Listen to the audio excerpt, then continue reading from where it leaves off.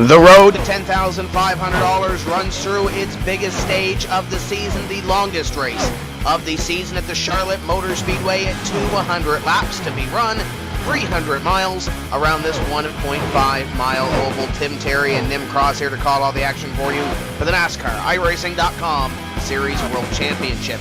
And Nim, this is where it gets exciting. 43 cars, under the lights, fast racetrack. This is going to get exciting. Yeah, there's no doubt this will be an exciting race with the 43 drivers, high bank track.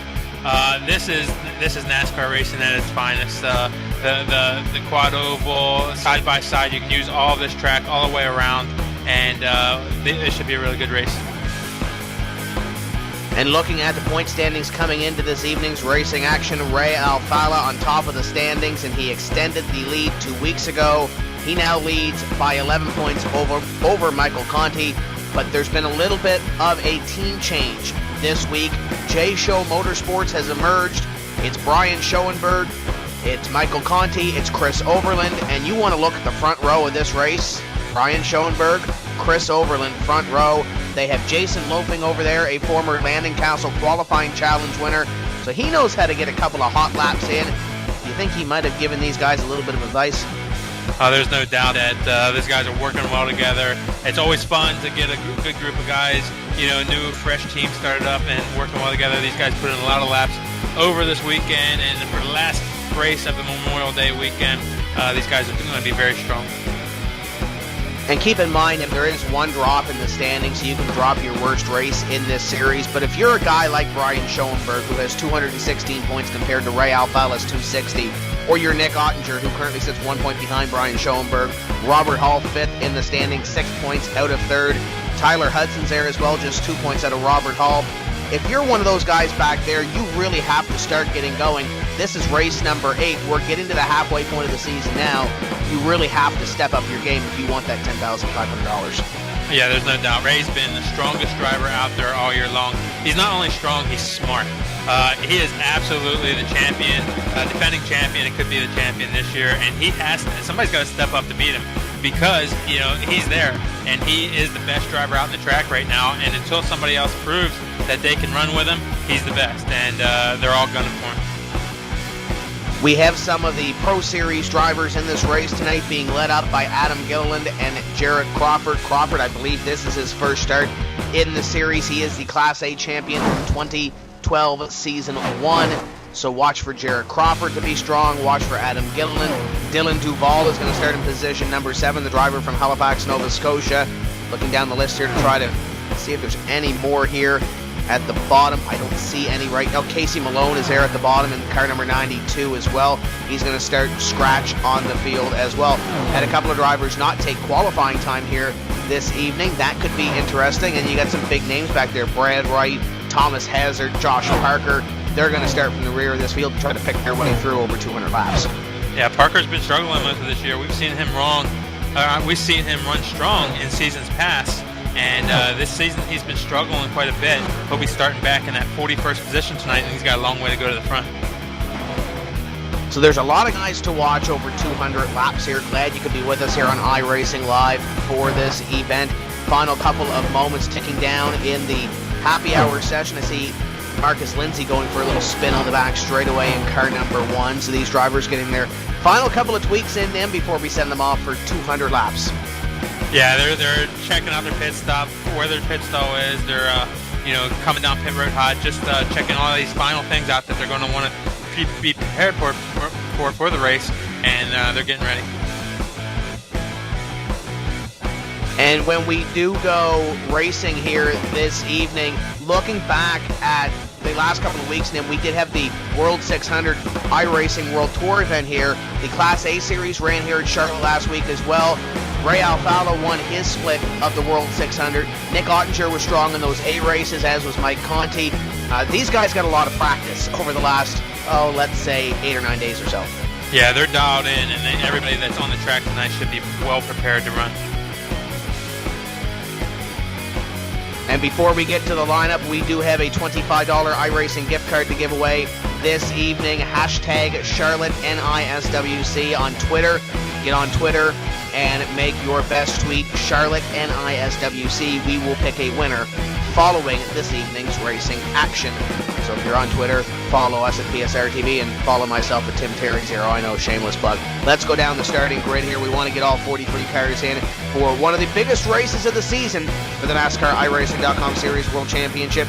It's 200 laps at the Charlotte Motor Speedway. As we mentioned before, your front row is J Show Motorsports. Brian Schoenberg on the inside, car number 55, 27.849. And the outside, 47, Chris Overland. On inside of row number 2, we have your defending champion, Ray Alfalla, and point leader, starting third. Outside of him will be Adam Gilliland. On the inside, number 83, Jared Crawford. And on the outside, number 29, Kevin King. Inside of row 4, Dylan Duvall in car number 42. Outside of him in car number 05, Nick Ottinger. Completing your top 10 from Sim Chassis, it's the number 52 of Patrick Baldwin. And one of the JRM drivers completing your top 10, it's the 16, Tom Lewandowski. Starting 11th will be second place in points right now, Michael Conte. Outside him, car number 30, Robert Hall. Tyler Hudson will roll from position number 13. Your Pro Series champion from last season, Alex Warren, in the 82, rolls off 14th. Brad Davies will go 15th. We'll look at him to move up through the field. Joshua Lofton starts car number 40 in 16th. We got the 91 of Byron Daly starting in position number 17, into the outside, the 38 of Chris Main. Carson McClellan starts 19th. Charles Cosper 20th. The French Connection, Cyril Nussbaum, starts in position number 21, to his outside, Vinny Sansone. Starting 23rd in car number 77, Andrew Fash III. 24th outside of him, car number 33, Brian Blackford. The Mohegan Missile, Pedro Mojica, rolls from position number 25, and the Sea Giraffe, to his outside, Josh Connors. 27th and 28th will be Chad Coleman and Brandon Busher. As the drivers roll off, it's Marcus Lindsay in the number 1, starting in 29th, to his outside, the Viper, Landon Harrison. Steve Sheehan will go 31st, and outside him, Patrick Fogel. Josh Berry will roll from position number 33, to his outside. Welcome back to the series, Jeremy R. Allen.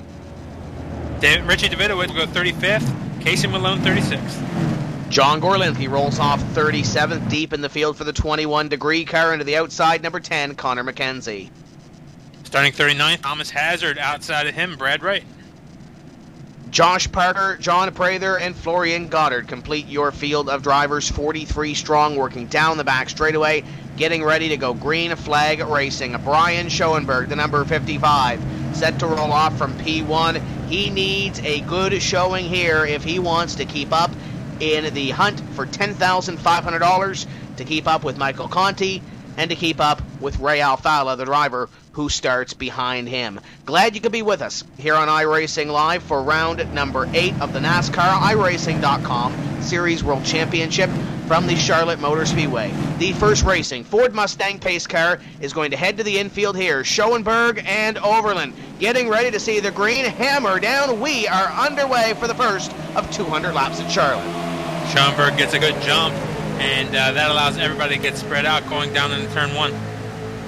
It'll be side-by-side for fourth here. Kevin King on the inside. On the outside, it's the number 81 of Adam Gilliland. Gilliland trying to hold his own on the outside. He's got the position. Now here comes Ottinger moving up into the picture as well. 05 looking to make something happen. Ray Alfalla challenges down to the inside of Chris Overland through corner number 1 and 2. So Ray is going to go from that third spot and pick up second within the first lap. Alfalla not wasting any time. As we mentioned off the top of the show, he won his split in the World 600, and he's looking to get back to the top here and complete the weekly sweep at Charlotte as he closes in now on Brian Schoenberg. Yep, Schoenberg go out to about a 6 or 7 car length lead. Alfalla looking to hunt him down and pick up some spots, but we'll see Ray take his time getting there. He's always good on tires, and these drivers want to keep their tires cool. They got about a 55-lap run that they're going to do on their stints for fuel, and during that 55-lap run, they're going to want to keep their tires cool so they can keep fast. Let's give a call out to number 42 with Dylan Duvall running in position number 9 right now. The GSRacing.net number 42 holding off the Butt Kicker Live number 52. Pat Baldwin. Here comes Baldwin to the inside. Great run down the back straightaway for the Sim Chassis driver. 52 to the inside. Here comes Mike Conti as well. Conti wants to pick up a spot. Michael Conti is currently second in points, 11 points back, I believe it is, from the point leader, Ray Alfalla, right now. Conti always doing a good job, being very consistent early on, trying to move his way up through the field. Side by side between the 42 and the 5. The 5 on the inside looking to pick up one. Here comes the 01 of Tyler Hudson. Hudson looking to pick up one spot as well in the 42 with Dylan Duval. Duval falling back early. Yeah, Dylan's got a train of cars down on his inside. It's going to be hard for him to get down in the groove. The bottom groove, the fastest way around this track, and when you're stuck up high there, all you're going to do is let cars go by. So he's just looking for an opening, and he may have it right here if he can get down low on the track, and that he'll be able to hold that spot. He's going to fall in line in front of Brad Davies and Byron Daly as he lets Robert Hall gain one position in the number 30 car. So just outside the top 10 now for Dylan Duval. As Brian Schoenberg continues to lead Byron Daly, looking to make a move back there, I do believe, on Brad Davies. He's going to make the spot, 91 up 1. Up front, we got Ray Alfala now closing on the rear bumper of the 55 car, Brian Schoenberg. Schoenberg able to lead the first 6 laps of this race, but Alfala has caught him, pulling away a little bit from Overland there in the 3rd position, but Ray Alfala flexing his muscle here early. You ride on board with the Pro Geek Consulting number 2 of Ray Alfala, looking up at the Obuto number 55 of Brian Schoenberg. Schoenberg will lead lap number 6, but Alfala is there looking for the top spot. Yeah, he looks low going in the corner number 1. Schoenberg's having none of it right now, but coming off of corner number 2, you can see Ray gets a good run off of corner number 2, down the back straightaway. He'll look to the inside as they enter turn number 3. And Ray Alfala to the inside, looking for the top spot. Ray Alfala will go to the lead here on lap number 7. Schoenberg back to position number 2, and now he will play chase to the leader. Car number 2, Ray Alfala. Overland continues to run 3rd. Alfala strong all season long. He struggled there a little bit at Daytona in the first couple races, but since then he has been strong and steady the whole way through. He's got himself an 11-point lead and just moves to the front early in this race here at Charlotte.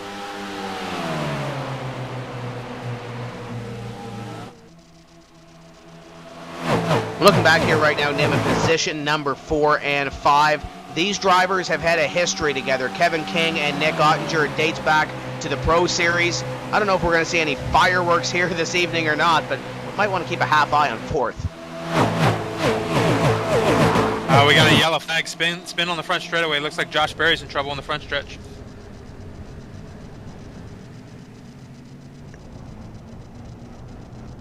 And his season continues to get a little bit rougher, Nim. He had problems 2 weeks ago, and now all by his lonesome. Number 72 goes around on the front straightaway, and the caution flag will fly.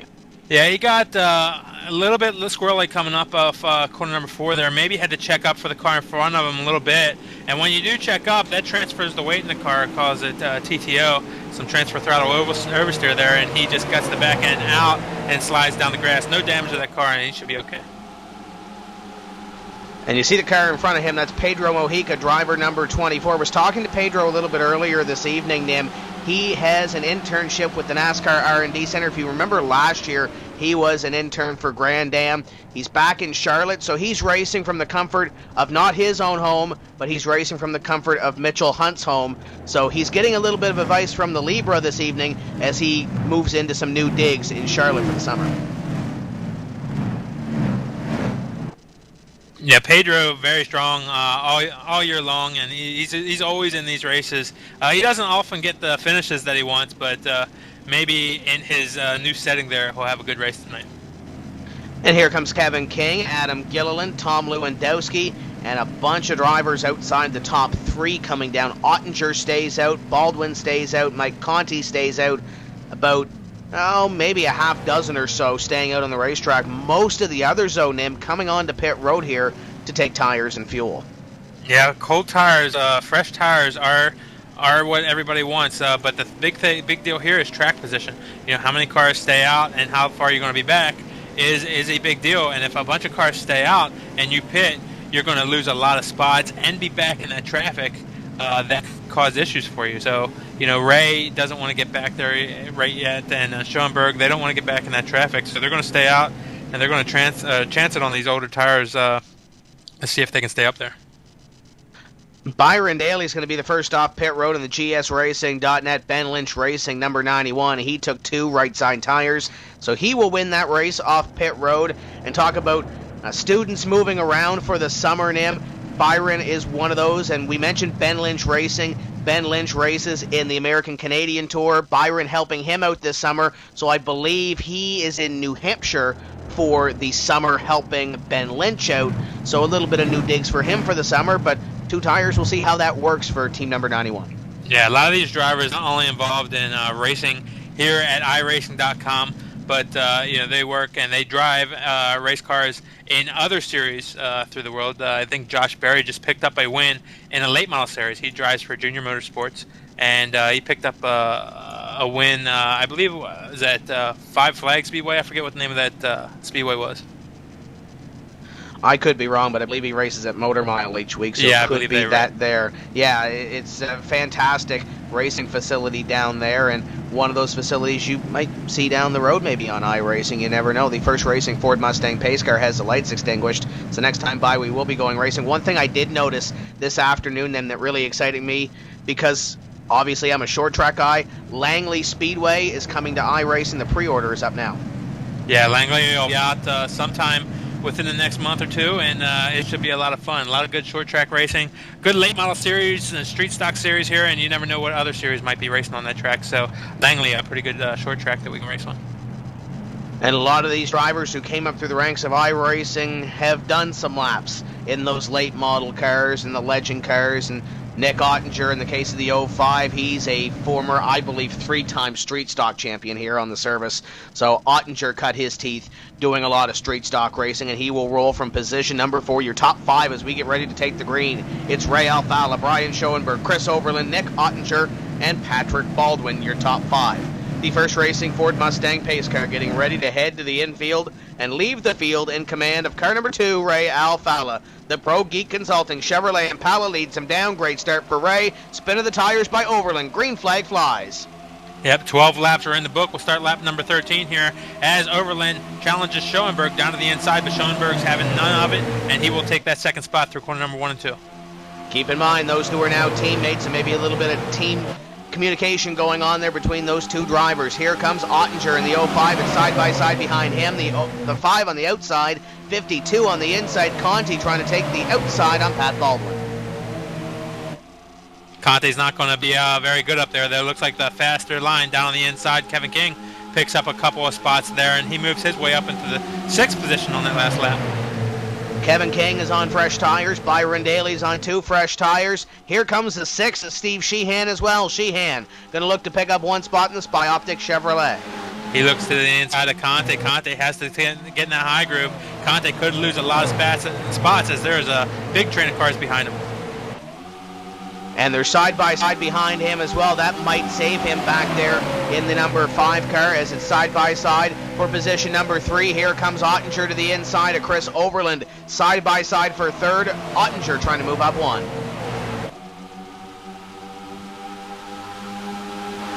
Looking at the 3rd and 4th place cars right now, that's Overland on the outside, Ottinger down on the inside. Ottinger has the preferred line. He's got Kevin King right behind him trying to push him off corner number 2. Overland doing a really good job on the outside. Overland holding his own. Here comes the number 29 of Kevin King now to the inside. King trying to move up 1 spot. Byron Daly in the number 91 trying to get in there as well. Overland now to the outside. The number 91 of Byron Daly has the room on the inside. Yeah, Overland wanted to get back down to that inside line. He actually backed off going into corner number 1 there and tried to make it down in that space right there in front of Byron Daly.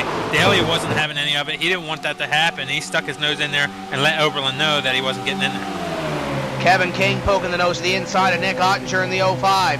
We're side by side for position number 3. Kevin King going to take that spot away from Ottinger. Ottinger falls back to 4th on lap number 17.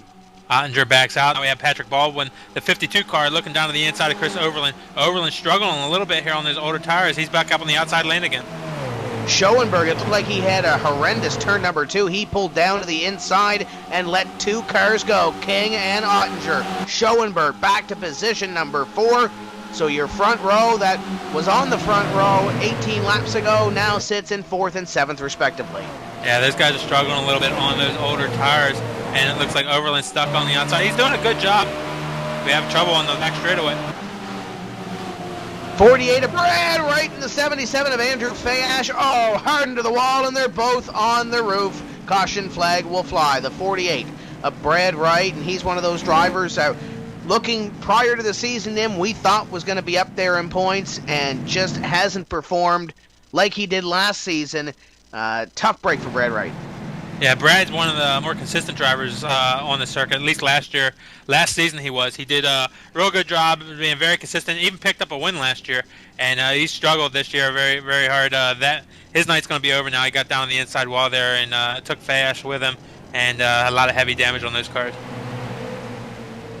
The 48 of Brad Wright loses it all on his own to trigger the caution flag, and then he gets hit a couple of times. The 40 of Josh Lawton, who returns to the series after a suspension. 77 of Andrew Fayash gets involved in that as well. So at least 3 cars with heavy damage in this one to bring out the caution.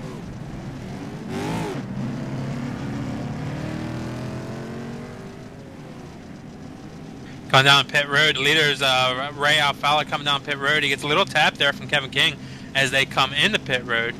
King trying to stay right on his bumper to see if he can't pick up some spots here on this pit stop. And you got to be really close together. You got to do everything you can when you're making a pit stop to get in the pits, get down to the pits, and get off of the pits as quickly as possible. The race on pit road just as important as the race on the track. 29 into his box, right side's going up. John Gorlinski's going to win this race off pit road handily. It looks like he may have taken 2 or fuel only. 29, 2 and 05 going to race it out to the end, and Kevin King is going to win the race off pit road amongst those who took 4 tires. Yeah, King looking very strong early in this race. He came from a little ways back there.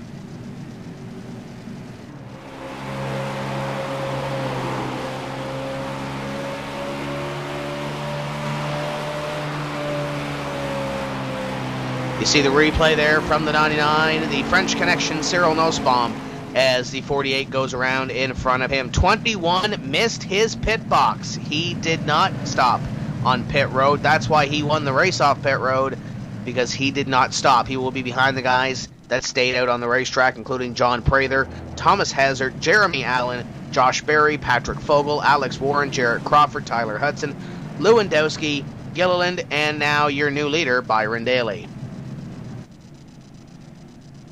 Yeah, it's pretty easy to miss your pit stall coming down pit road. There's 43 pit stalls coming down the pit road on this racetrack, and as you're coming in, all the different colors, the different boards and everything like that, you can get mixed up really easy. And it looks like the lights are out atop the pace car, so next time by we will be going racing. And looking at the front row, Byron Daly on the inside, Adam Gilliland on the outside. 2 GSR sponsored cars. Want to say hello to Scott Gramberg out there, gsracing.net. Fantastic truck series league that runs throughout the season. I know they postponed their summer series. I believe they're going to restart back in the fall again. But gsracing.net, Scott Gramberg puts in a lot of time, a lot of effort into this service, and we want to thank Scott for all the service that he puts in and all the time, all the money, all that fun stuff as well. And 2 of his cars up in front now, Nim, going to lead this field back to green. Yeah, it's always nice to be up front. Byron Daly and Alan Gilliland here on the restart. Gilliland started last week's race also. He has qualified for the Pro Series, which comes up in the 4th quarter of this year, where the drivers will try to qualify to get into next year's iRacing.com or NASCAR iRacing.com Series World Championship. So Adam already qualified for that, and that allows him to get up in this one. Adam's having some problems on the track right now as he got up into the fence right there. Something happened to Adam Gilliland. Pace car is off. Here comes, no, pace car going to come back out on the racetrack. Okay, John Prather going to come onto pit road behind them. That was a quick move by the pace car driver.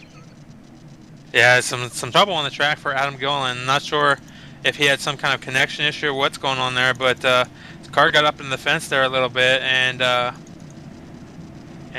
caused an issue where the officials thought it'd probably be a good idea to throw the caution.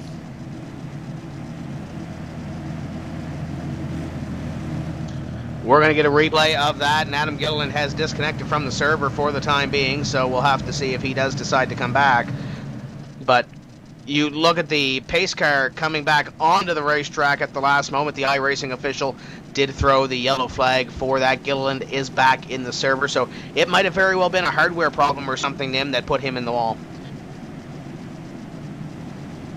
And no doubt, these drivers, just like your car can have a mechanical problem. Well, in internet racing and racing here at NASCAR iRacing.com Series World Championship, you could have a computer issue or internet issue. There are a lot of thunderstorms out there tonight, so anything possible made his connection there hiccup a little bit.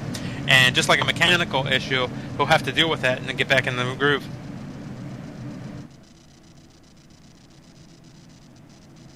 So the 81 car of Adam Gilliland will return to the field here momentarily, I do believe, as the pace car now gets ready to head back to pit road. Byron Daly is your leader on lap number 22. On the outside now, Tyler Hudson. Here comes the green flag getting ready to be displayed, and Daly puts the hammer down. We are back underway. Daly gets a good jump, headed down to corner number 1. Tyler Hudson to the outside. He will pick up that second position as they head down into the corner. Thomas Lewandowski. Lewandowski we haven't seen up front all year long. Remember, Lewandowski very strong last year when the new tire model came out, winning a couple of races. Lewandowski hasn't looked that strong since then. Give a call out to Jared Crawford as well. Crawford is moving up and is in the top 5 right now as Hudson goes for the lead. Tyler Hudson looked at the inside, but not able to make the move this time by Lewandowski right there. Byron Daly holds on to the lead. You ride on the roof, the number 28, as we work around the Charlotte Motor Speedway. Down the back straight away, your leaders go on lap number 24. Yeah, big group of cars here right in front of the 28 as they go through 3 and 4. Everybody doubled up, trying to get sorted out. Josh Berry down on the inside leads this pack. Gets a little bit loose coming off of corner number 4 right there. Remember, he spun off of that corner just a few laps ago, so he probably stayed out on that last caution flag trying to get some track position. And here comes Lewandowski for position number 2, closing in on Tyler Hudson. Hudson trying to keep the advantage in position number 2, but he's looking at the lead possibly here as well. He sees Byron Daly right in front of him. Trouble for car number 28. Jeremy R. Allen's in trouble. A couple of cars, Patrick Fogel, and it looks like everybody got straightened back out, but looks like the 28 car, Jeremy R. Allen, still in trouble going down the front straightaway. He was your Daytona winner this season, Nim. Tough break for the number 28 of Jeremy Allen, as he has issues here in the first 25 laps.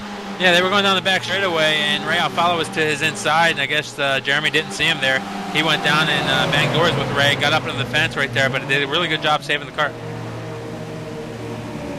These guys are getting added here early in this event as the Nick Ottinger machine moves past Josh Berry for a spot up in front. There you see the contact between Alfala and Jeremy Allen that sent Jeremy Allen up into the fence right there. Really good job of gathering that car back up. Jeremy's going to head down pit road. Looks like there might be some damage on that car that he's going to have to fix. Looking back at Ray Alfala from the number 47 of Chris Overland. He battles with the 9 of Thomas Hazard. Hazard on the high side, trying to take that spot away. Overland going to take it, the 2, trying to follow him through. Looking back up front, the 01 challenging the 16 challenging the 01 car. They get sorted back out for first and third. Byron Daly, your leader. Tyler Hudson second. Thomas Lewandowski right there in third. And now Lewandowski takes position number 2 away from Tyler Hudson. Hudson back to third. The 82 is back there as well. 82 is Alex Warren. Warren looking to take a spot as well in the 82 on the 01. Lewandowski looking to the inside. Hudson now as they come off of corner number 4. Lewandowski has the preferred line, but Hudson battling hard on the outside there.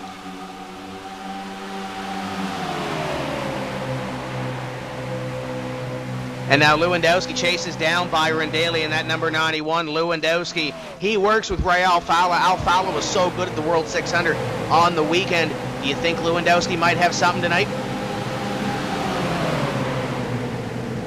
Looks like Patrick Fogel's in trouble. Actually, it's car number 30, Robert Hall, in trouble on the back straightaway. Oh, and the 5 of Mike Conti is in this one, Tim. This is huge. Mike Conti second in points involved. Yeah, it looks like the 30 got a little bit loose coming off corner number 2. Yeah, no help there, just got some loose. The 5 car had nowhere to go. He doesn't have a lot of heavy damage and not a lot of heavy contact, so we'll see if the wheels stay straight on that car. If the wheels are straight, he should be okay to continue, but Brad Davies getting a little piece of that, and Patrick Fogel getting a piece of that also, as the 45 also spins and gets a bit of that. As 45 just came off pit road. He's many laps down right now. Tough break for John Prather in the number 45 after missing the first couple of races, I do believe, of this season, and coming back and trying to rebound, as the number 91 of Byron Daly will lead this event. Lap number 31, and I believe we are going to see pit stops happening here. Yeah, it looks like the car is involved in that last incident there. It looks like he's headed towards pit road, and he'll be done for the night.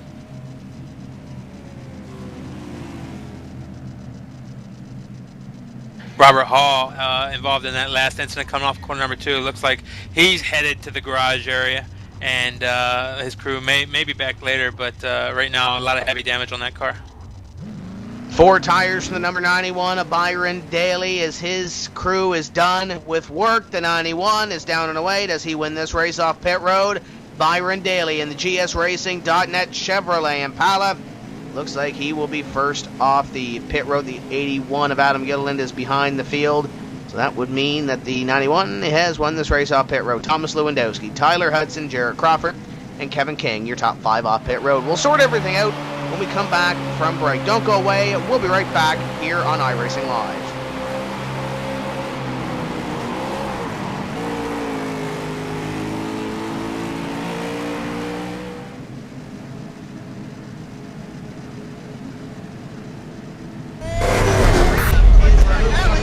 Here comes Jeremy is Richard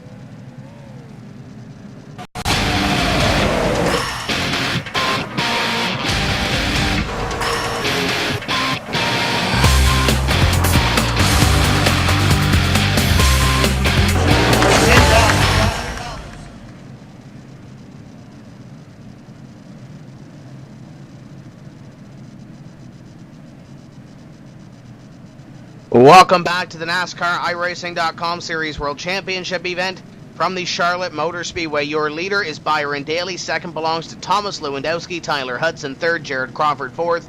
And Kevin King complete your top 5. This time by, Light should be out atop the first racing Ford Mustang pace car, and they are. Next time by, we go back to green. We will have 34 laps completed at the time of green. Yeah, 34 laps out of 200, so we're still very early in this race. Ray Alfala, your championship contender, strongest car early in this race, now finds himself back in the 10th spot due to some pit stop strategy. So he's back in that 10th position, and a lot of dicing going on back there, Tim. He's got to be real careful trying to get back up to the front. A lot of drivers back behind the 8 ball. Brian Schoenberg, your pole sitter, sits position number 26. You have some drivers in the back that were looking to have good runs. Pat Baldwin was up in the top 5 earlier. He runs 11th behind Ray Alfala. Steve Sheehan runs 12th. Brad Davies runs 13th. There's a lot of guys back there that are really looking for a good run here, and they know they have a strong car. But first, they need to get up to the front of this field and pick their way through traffic. Adam Gilliland was the iRacing lucky dog, or the iDog. He gets 1 lap back. That should put him on the 1 lap down list, I do believe, in the number 81.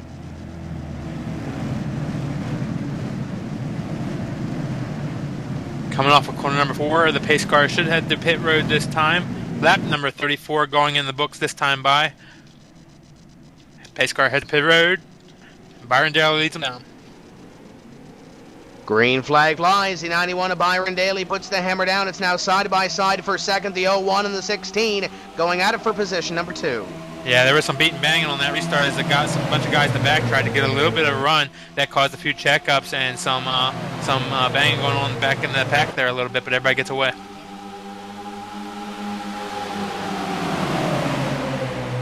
The 29 is behind the 29 of Kevin King. The 47 and 05 of Overland and Ottinger go at it. Ottinger going to pick up a spot. Ray a little bit back. Ray Alfala gets by Alex Warren right down. Steve Sheehan follows him the way through, and also Patrick Baldwin looking to get by Warren. Looking to make up that spot here on the restart, or just after this restart, as the 05 of Ottinger now works on to the 83 of Jared Crawford. They used to be teammates. Now they're on different teams. The Gale Force Racing number 05 going to pick up the spot in the 83. Looks like Overland's going to get that spot back, though, or come down now. Ray Alfala looks to his inside of the A3 car, Jared Crawford, down to the inside. Alfala doing a good job picking up some spots and doing it safely. Now that we're on lap number 37, still a long way to go. Alfala looking to make his way back to the front. Looking to go to the front of the field here at lap number 37. As you look back from the 47, just behind them, 683 go side by side.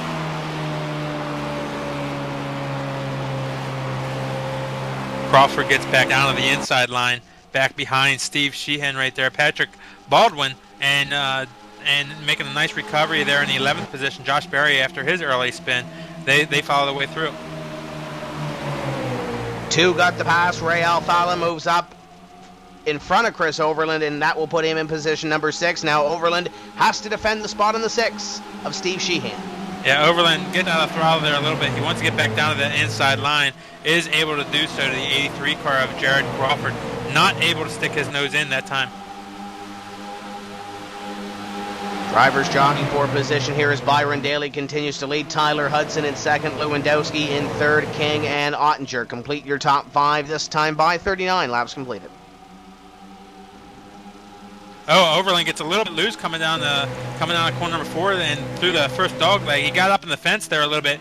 Coming on the corner number 4, it got in the grass, and that allows a number of cars to get by. Back on the back straightaway, 47-52 goes side by side. Patrick Baldwin trying to pick up a spot as Alex Warren picks up a spot behind them, I believe, on the 72 of Josh Berry. So there's a change in position there, as the caution flag flies.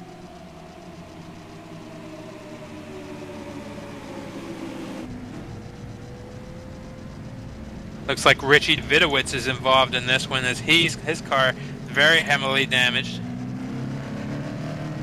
And it looks like he may have had a little bit of contact to spark this one off. I believe he and the number 21 made a little bit of contact to send this one away. I believe that was the 5. No, check that 92 of Casey Malone that barely got through there. I don't know if he had any contact or not after the fact. But nevertheless, the 25 heavily damaged as the caution flag flies. Yeah, the 21 car of Gorlinski there kind of runs up on the back of Davidowitz. Maybe Davidowitz checked up a little bit earlier than Gorlinski expected. Who knows? But they definitely got together, and the 25 car is up into the fence and very heavily damaged, and it looks like his night is done. Still on the racetrack. We'll see how heavily damaged it is when it comes down pit road, but I'm sure he'll be there for a few laps if he's trying to fix that damage. Here comes your leaders onto pit road. A lot of drivers coming down here.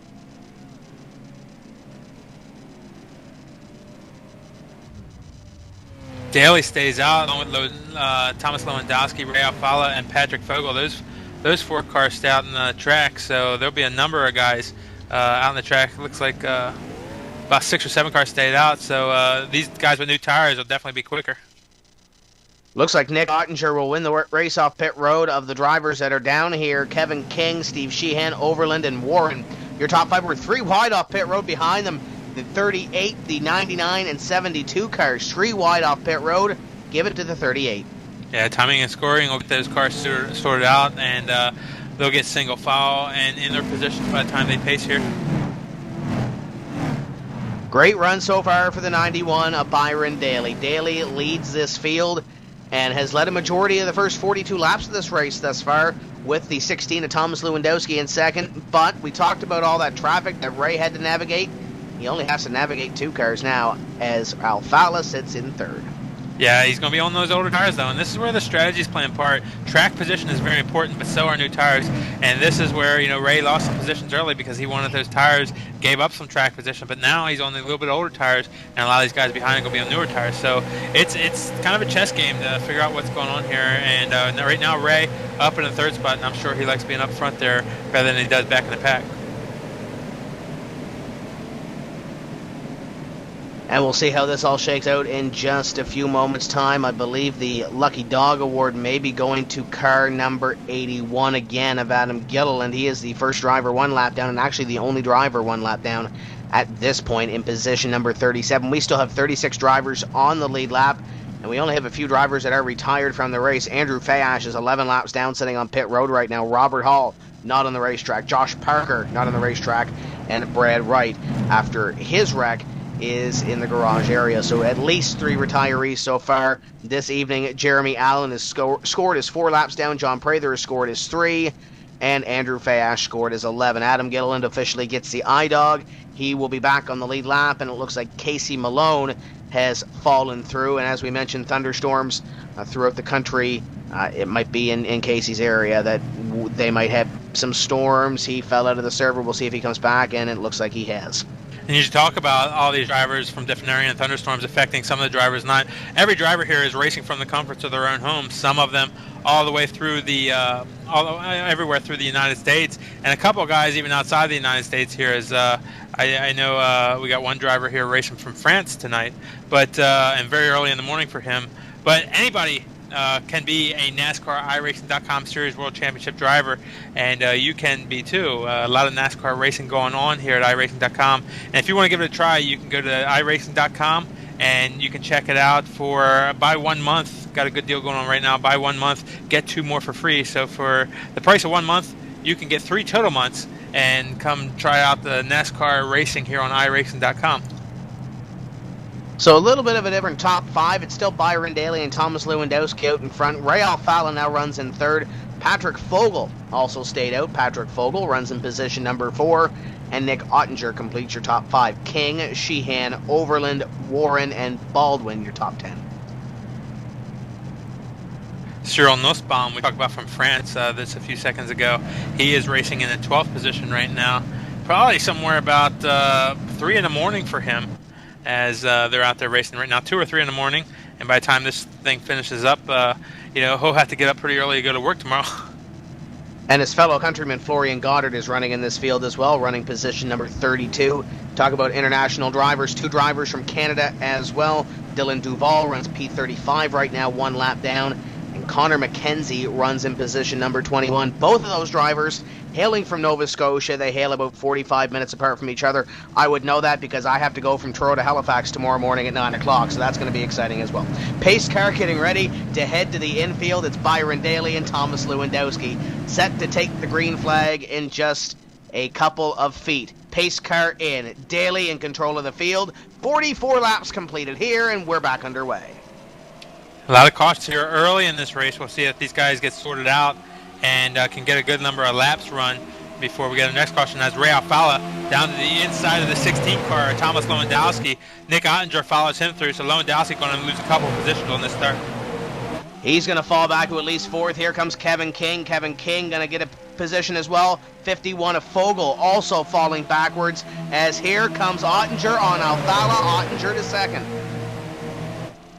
Ottinger the second. That's a really good pass on your championship leader right now, Ray Alfala. Kevin King down to the inside. King's looked really strong here early on the race, and Steve Sheehan now, he brings himself up into the race. Sheehan been strong all year long, and maybe one of those guys that might be able to challenge Alfala as we go through the rest of the season. Here comes Steve Sheehan on his teammate, the 2 of Ray Alfala.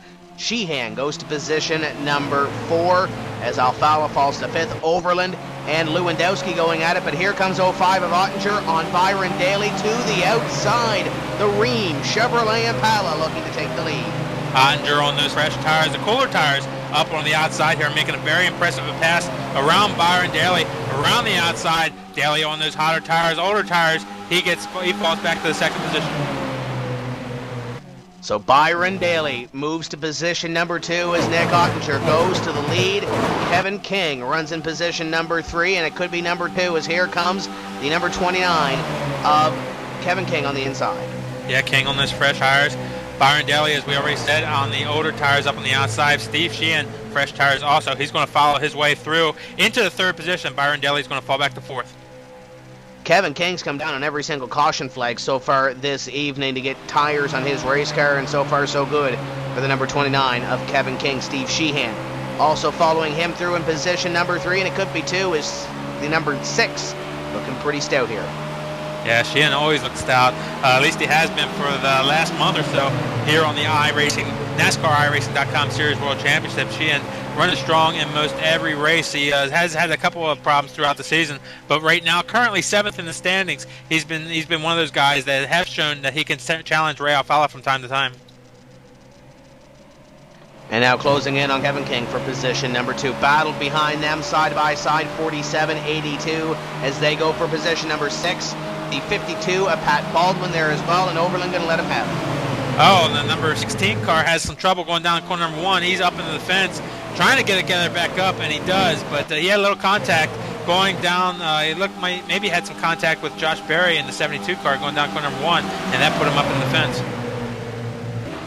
Into the wall goes the number 16. Tough break for Thomas Lewandowski in the Nationwide Insurance Chevrolet Impala, and he's continuing to fall back through the field.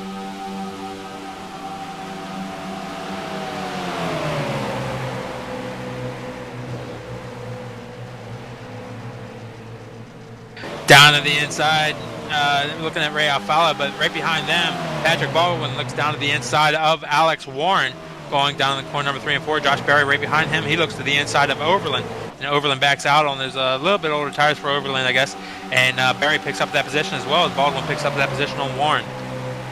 So Baldwin moving to the front of the field as well in the number 52 car, looking good here on lap number 52 for the 52 of Patrick Baldwin. 82 and 72 look like they were going to have a battle there as Josh Berry starts to pick off positions.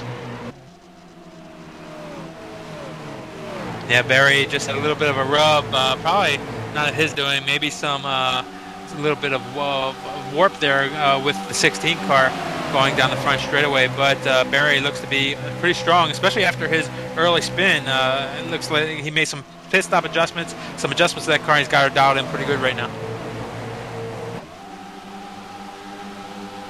And right now in position number 8 with a quarter of this race completed, 53 of 200 laps. Going to be in the books this time for your leader, Nick Ottinger. Steve Sheehan continues to run in second. Kevin King, Ray Alfala, and Byron Daly holding his own in those old tires in 5th. Yeah, Byron's having a really good race right now. Byron's had a number of really good runs this season, but has found himself in some trouble, and he has bent up a lot of cars this year. Some of his own making, some not, but we'll see if he can't get a good finish and bring it home in one of those top finishes tonight. Side by side at 13th place, the Sea Giraffe on the outside, Josh Connors, Tyler Hudson on the inside, Brian Schoenberg there as well. Great run for the Ultra 4 Sim at Tim's Corner Motorsports, number 15 of Josh Connors. He's going to lose 2 positions here, but still top 15 for the number 15. Yeah, the 55 car, Schoenberg was your pole sitter this race. 55 laps ago, it's 55 on that car, but he's trying to work his way back up through. There were 3 wide for a moment around the 24, 10, and 1. That is Mojica, McKenzie, and Lindsay as they get it sorted out around position number 15. Oh, back there was one car that was nearly in the grass. Patrick Fogel in the number 51 nearly lost control of that race car. He gathers it up, but now he's got a gaggle behind him. Yeah, Thomas Hazard was involved in that. Maybe some rear bumper damage on the 51 car. Not sure if it happened right there or happened earlier in the event, but now the 03 looking to challenge as they go down the back straightaway. 21 and 03 trying to pick up a couple of spots as well on lap number 56. Joshua Lofton spins on the back straightaway. That does bring out the caution flag. Tough break for Josh Lawton coming off the wall in corner number 2 and looping that race car around. Single car incident, but nevertheless the caution flag will fly here on lap number 56, and he does hit the inside wall for good measure. Yeah, you see as he comes off of corner number 2 right there, he gets a little bit loose, almost gathers it back up, but then he noses down to the inside and spins her around. So Nick Ottinger is your leader as the field collects the pace car on lap number 58.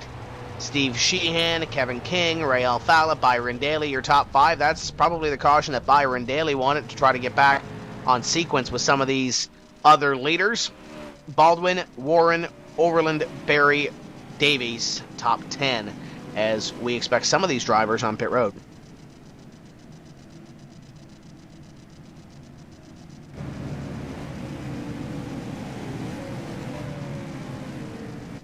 Yeah, we'll see if Ottinger and those guys head down pit road, and it looks like they are coming down pit road this time. Ottinger tries to get a little bit of a car length on Sheehan as they enter pit road there, but it looks like everybody heading down pit road.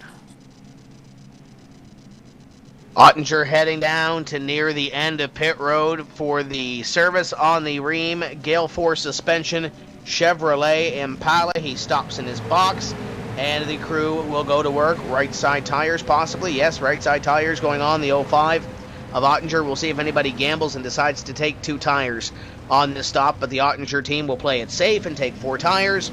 And it looks like there will be a couple of 2-tire changes here, at least one. Sheehan is going to win the race off pit road. I believe he may have taken 2. Yeah, he definitely wants to work his way back up to the front. He definitely thinks that he belongs there after his qualifying run earlier. He's trying to make himself back up front. And I stand corrected. Sheehan was 4 tires, quick stop by the number 6, fastest on pit road, or at least for 4 tires, and he wins the race off pit road and gains some track position in the same time. Tim, we were talking earlier about how anybody out there can come to iRacing and be a NASCAR driver. And we're not kidding around about this. The champion of this series, and last year it was Ray Alfala, and Ray Alfala leads the points this season. The champion of this series stands on stage down in Homestead at the end of the year and receives his ring, and he receives this check for $10,500 and his NASCAR trophy and all the accolades that all the other champions of NASCAR receive, the Sprint Cup champions and all that. He stands on the same stage. So, when we talk about being a NASCAR driver here on iRacing.com, we're not kidding around. And NASCAR takes this series very strongly, and they put a lot of emphasis on this series, as you can see it on NASCAR.com every week, and check out the point standings there. But if you want to be a NASCAR driver, you can come to iRacing.com and you can earn a license to eventually race in this division. And you don't start out in this division, but a lot of NASCAR series races are going on iRacing right now. And for example, the NASCAR Late Model Series is at Oxford Plains this week.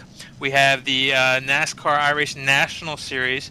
They are at, it looks like Phoenix International Raceway this week. The SK Modified Series racing at Concord Speedway this week. So they also have the Silverado Series, which is the truck series. They're at Dover this week. The NASCAR iRacing.com Tour Modified Series is at Jack Roots Motor Speedway this week. The B Series, which is the nationwide series, they're racing at Dover this week also.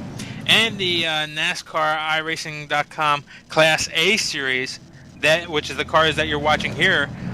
When you get an A license, you can race those, and they are also racing at Dover this week. So a lot of these NASCAR divisions racing at Dover this week, and you too can join iRacing.com. Check us out. Buy 1 month, get 2 more for free, and you can work your way up through the license series, which is not that hard to do. You can be there in a couple weeks, actually, for some of the drivers on the service, and you could be racing just with these drivers on all the NASCAR tracks that are laser scanned and perfectly reproduced. Your leader is John Gorlinski as we get ready to go back to green. And Nim, as you mentioned, in order to get into this NASCAR iRacing.com Series World Championship, you have to obtain that black stripe, as we call it around the service, or that pro license, DWC license. But of course, in order to get into that series, you have to qualify through the A-Class series. And I mentioned it off the top of the show, they were at Charlotte last week. A lot of the drivers that you see here were racing in those A-Class races to not only get experience for this week, but those guys that are trying to get into this series, they were getting a little bit of experience against these drivers here and see where they stacked up against the talent. Yeah, there's no doubt. A lot of these drivers here race in many of the NASCAR series that we have here on iRacing.com. Why? Because it's fun. And, you'll see them in the truck series, you'll see them in the nationwide series cars, and you'll see them out there in all kinds of late models even, and, they just enjoy racing. And, one of the drivers that enjoy racing the most are the guys that you see up here in this series, because they get a lot of lap times, they understand the physics, they understand setting up cars, and they do well, and they practice, and they get to this series. And we're about to get some more laps in here. Pace car is in, a 61 complete for John Gorlinski. Green flag flies, Sheehan falls into line, Ottinger in third, and King and Alfala will duel it out for fourth. Gorlinski gets about 4 or 5 car lengths over Sheehan right there. We'll see how strong Sheehan is, and if he'll be able to challenge for lead there. The 05 car, Ottinger, gets a good strong run going down the back straightaway, and he will move to the inside, but he's going to back out of it, and he'll let Sheehan have that spot for now. The 38 is spinning on the back straightaway, I believe, and this might draw a caution. Chris Mayne in trouble on the back straightaway. That collects a couple other cars as you see a number of cars sitting backwards. It looked maybe Alex Warren involved in that. And there's another car sitting down there. We'll have to get a number on that car, see who it is. And we'll see what brought that out. And I do believe the 38 and the 01 were involved in that caution flag, and it looks like the 01. We saw the incident earlier between, I believe it was the 21 and another car that sent one car into the wall, and the 38 and 01. It almost looks similar, but it's going to collect some more cars here. Yeah, I'm used to seeing Maine down in that in a red car, and he's in the powder blue car right there. He looks like he tried to go down to the inside going in the corner one, didn't realize Hudson was to his inside, and when he came down, Hudson was right there. Up into the fence he goes. That collected Alex Warren, but a number of drivers doing a really good job getting through this incident as they were right in the middle of the track, and a lot of cars got through. The 82 car of Alex Warren involved in this, man, he has absolutely no luck in this series. After winning that Pro Series championship, it seems like he just can't buy a break in this series. Alex Warren, that car's heavily damaged now, and he'll have to come down pit road and get service on that race car. Let's take this opportunity to step away, and we'll come back to some live racing here from the Charlotte Motor Speedway. Race fans, don't go away. We'll be right back.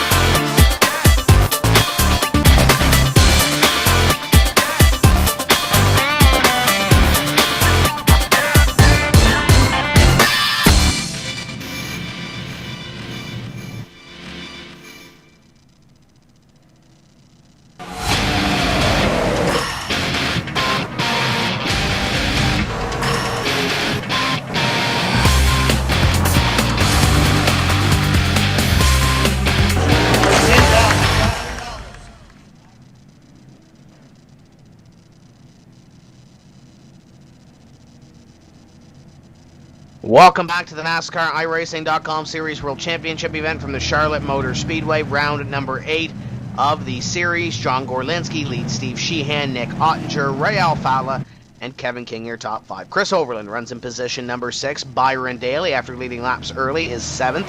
Patrick Baldwin is 8th. 9th is Brad Davies. And completing your top 10 is Josh Berry. Looking back 11th through 20th right now, Tyler Hudson, Cyril Nussbaum, the French Connection, runs in position number 12. Michael Conti, second in points coming in, runs in position number 13, and compared to Ray Alfalla's number 4th, he's going to have to step it up just a little bit here in the second half of this race. Brian Schoenberg runs 14th. Josh Connors, the Sea Giraffe, runs in 15th. The Mohican Missile, Pedro Mojica, 16th. Connor McKenzie, 17th. Brian Blackford, 18th. Jarrett Crawford, 19th. And Thomas Hazard in 20th. Casey Malone receives the I-Dog. He will be back on the lead lap, I do believe. No, he will get one of his 3 laps back, Nim, and he'll be 2 laps down in the 92. Yeah, Casey Malone's the I-Dog this time by, as you said, and picks up one of those laps. Right now, your leader looks like Don Gorlinski still out in the lead. And one thing that does is helps him out during this caution flag. His tires will cool down, and everybody pitted on that last caution flag, like Sheehan and Ottinger and those guys. Their tire temperatures will be about the same now, so they'll probably be pretty similar in speeds when we hit that restart. We should be one to go this time by. If you're on Twitter and you're looking to give us a tweet during the race, and there's been a few cautions, you can always throw a tweet or two out during then. Hashtag Charlotte NISWC. That's hashtag Charlotte NISWC for the $25 iRacing gift card. And I know there's a couple of tweets starting to trickle in, and there's still over or just under 3/4 of this race left, Nim, so there's still a little bit of time to get your tweet in. Yeah, there's might be a lot of time to get your tweet. Actually, the way it's going right now, 66 laps down and 143 left to go once we cross the line this time by. And I know there's a few of our drivers now on Twitter too, Nim. Let's give a shout out to the outside pole sitter for this restart. I am Steve Sheehan is his Twitter handle, so if you're looking to tweet the driver, the number 6, I am Steve Sheehan. He just came on Twitter, I believe, about a week ago, so welcome him to the Twitterverse on the outside. And, of course, Ray Alfalla is on Twitter as well, and his is pretty easy to remember. That's Ray Alfalla on Twitter as they get ready to put something tweet-worthy on the racetrack and get ready to put the hammer down one more time. John Gorlinski in the degree number 21 will lead this field back to green. The first racing Ford Mustang pace car getting ready to retreat to the safety of the infield with 66 laps completed this time by for John Gorlinski. Here comes the green flag, and Gorlinski puts the hammer down. Gorlinski involved in that earlier incident with Richie Davidowitz. Looks like his car is okay after that incident as he leads and gets about a 3-car length jump going down the corner 1. Sheehan right behind Ottinger. They're right there in third. Ottinger in third, looking over Sheehan for position number 2, and here comes the 6 on the 21. Great run off corner number 2 for the 05. Here comes Ottinger on second. Ottinger to the inside of Sheehan, and he will pick up that spot coming out of corner number 4. And now when does Ottinger look at the lead? He's looking at it now. Can he take the lead into corner number 1? Down underneath John Gorlinski for the lead. It looks like he's got it here. Nick Ottinger going to go back to the lead. Here comes Sheehan for second. Yeah, Ottinger flexing his muscle here on lap number 68 of the race. He'll take the lead. Sheehan's going to follow him through. Ray Alfalla looking to make his way around Gorlinski now also. Alfalla to the inside of the 21 of Gorlinski to try to pick up position number 3. You look back from Steve Sheehan to the 2 and the 21 and the rest of this field.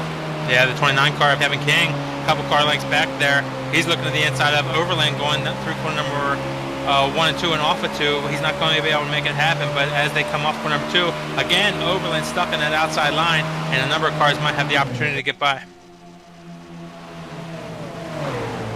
47 and 21 side by side for position as the 29 and 91 cars look on behind them. That's the battle for position number 4 as Gorlinski trying to hold on to the spot. Overland trying to take it away, and they're stacking up a bunch of cars behind them. Yeah, the reason why this is going on, we talk about the inside line being preferred line. Overland has on new tires, the 21 car older tires. I was a little bit wrong there when I thought the 21 tires might catch up this time, as they had a chance to equal out in tire temps, but it looks like the 21 car is still suffering on those older tires just a little bit. That allowed Overland to go around the outside. And you look at it, we've seen it before. The 21 doesn't want to be on the outside. Now he's going to be on the outside, though, as Kevin King to the inside. We've seen the freight train come through on the inside for a lot of these drivers. If you get stuck on the outside, and especially with those old tires, with everybody lined up behind, the yellow flag will fly here. So maybe a saving grace for the number 21.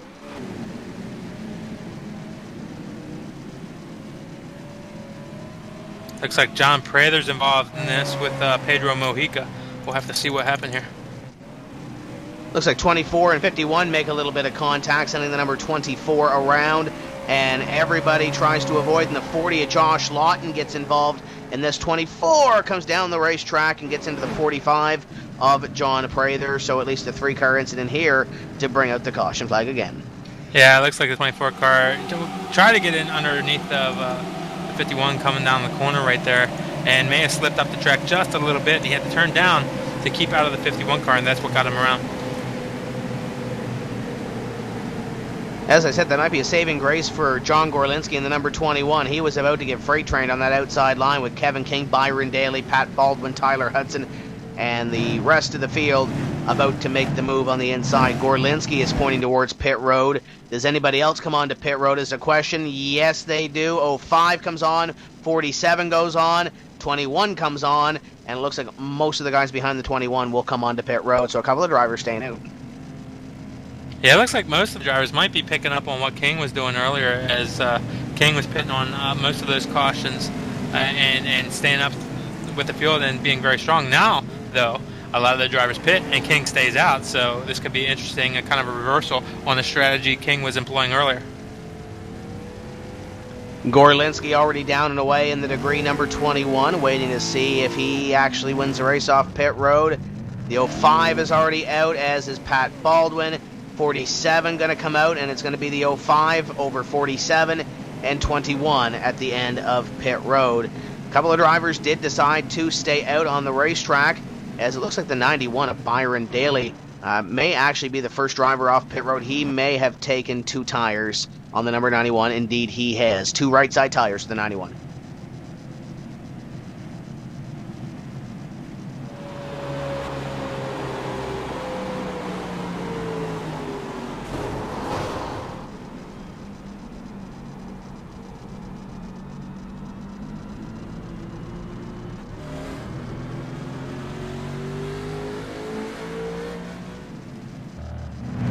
So you look at the number 6 right now, Steve Sheehan leading this race, Ray Alfala in second, Kevin King, Ottinger, and Thomas Hazard completes your top 5. Thomas Hazard, the winner here last season, and actually check that, that's going to change this time by when the scoring loops. It's going to be the 9 of Hazard in 4th, and it looks like Adam Gilliland, after getting a couple of eye-dogs, in position number 5. But Hazard, one of those drivers this season, that has had a horrendous season, to put it mildly, this season, after not having any luck behind the wheel of car number 9. Yeah, Thomas has always been, we see him up in the pack, and you see him making a strong run, but he always finds himself in a position to get caught up in other people's wrecks and things like that. And when you're mid-pack and when you're running in heavy traffic, that's what you're going to be caught up in sometimes. That team's got to find a way to get up through the field and get up towards the front so they can get out of those things that happen that they don't have control over. Sheehan up in front. We keep talking about Steve doing the hot lap segments prior to each of these shows. Him and Brian Blackford doing a fantastic job this season on those hot lap segments. And right now, he will try to get some hot laps in up in front of this field, but he will have his teammate to the outside when we do go back to green flag racing. Casey Malone will receive the eye dog. There he goes. He is now, I believe, 1 lap down to the field. Looking down here, Pedro Mojica is 1 lap down on pit road, getting damage repaired from that last incident. Looks like we are down to possibly 4 drivers out of the race. Andrew Fayash has just fallen out of the server. due to connection issues, so he is currently not on the racetrack. Jeremy Allen's not on the racetrack as well. Richie Davidowitz, Robert Hall, Josh Parker, Brad Wright. So it looks like 37 drivers are on the racetrack. Some of those, Nim, are down on pit road getting damage repaired. Yeah, a number of them. You receive damage early in the race, and how this works is when your car is damaged, you can have some required items that you need to fix. Some suspension piece is broken. You have to fix that before you can go back out. But then there are some items like some body work and maybe some tow issues and things like that you are able to fix at your will. So when a caution comes out, if you have some of that damage to fix, when you come down pit road, you'll have a timer that says you might have 5 minutes worth of damage to fix. So you're trying to fix all that damage as much as you can under caution, go back out, hold on until the next caution, then come back into pit road and fix some more of it. And that's what you see a lot of these drivers doing right now. And the leaders are now down the back straightaway, doubled up, getting ready to go back to green. Sheehan, Alfala, King, Hazard, Gilliland, top 5. Patrick Fogel in 6th. Byron Daly, first driver on new tires. He took 2 on the right side. Runs in 7th. Ottinger, Overland, Gorlinski in the top 10. And it looks like John Gorlinski, the pit strategy may have worked for the number 21 early in this race. This time by 75 laps completed as we are getting ready to see the green flag fly once again. Yep, 125 go this time by. Pace car lights are out as they come up on number 4. Pace car driver will lead them down, head to pit road. And Steve Sheehan will lead them down to the green flag this time. Here comes the green. We are back underway. The 6 of Steve Sheehan leads him down. Alfala will have his hands full with the 29 of Kevin King. Kevin King trying to take position number 2.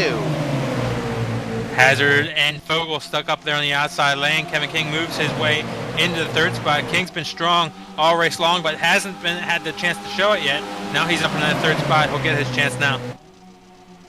Gilliland and the 9 of Hazard side by side for position number 4. Behind them, Fogel and Daly go side by side with Ottinger and Gorlinski trying to follow through as well. Adam Gilliland going to take position number 4. Hazard will be able to move down to the inside line. Byron Daly right behind him wants to pick up that spot. Hazard in the 5th spot. Daly looking for it. Just behind them, it's getting exciting between the 05, 51, and 47 cars, as just in front of them, the 9 and 91 go at it side by side. John Gorlinski also involved in this battle back here. It's about a 6-pack battle. Tyler Hudson getting involved in the battle as well behind Ottinger and the 9 of Hazard. Yeah, the 47 of Overland got stuck up on the outside. He's stuck up behind Patrick Fogel right now. Fogel might be holding him up just a little bit right there. Coming off of corner number 2 the last time, the 47 car got into the fence just a little bit right there. He's able to get down to the inside of Fogel as they go into 3 now.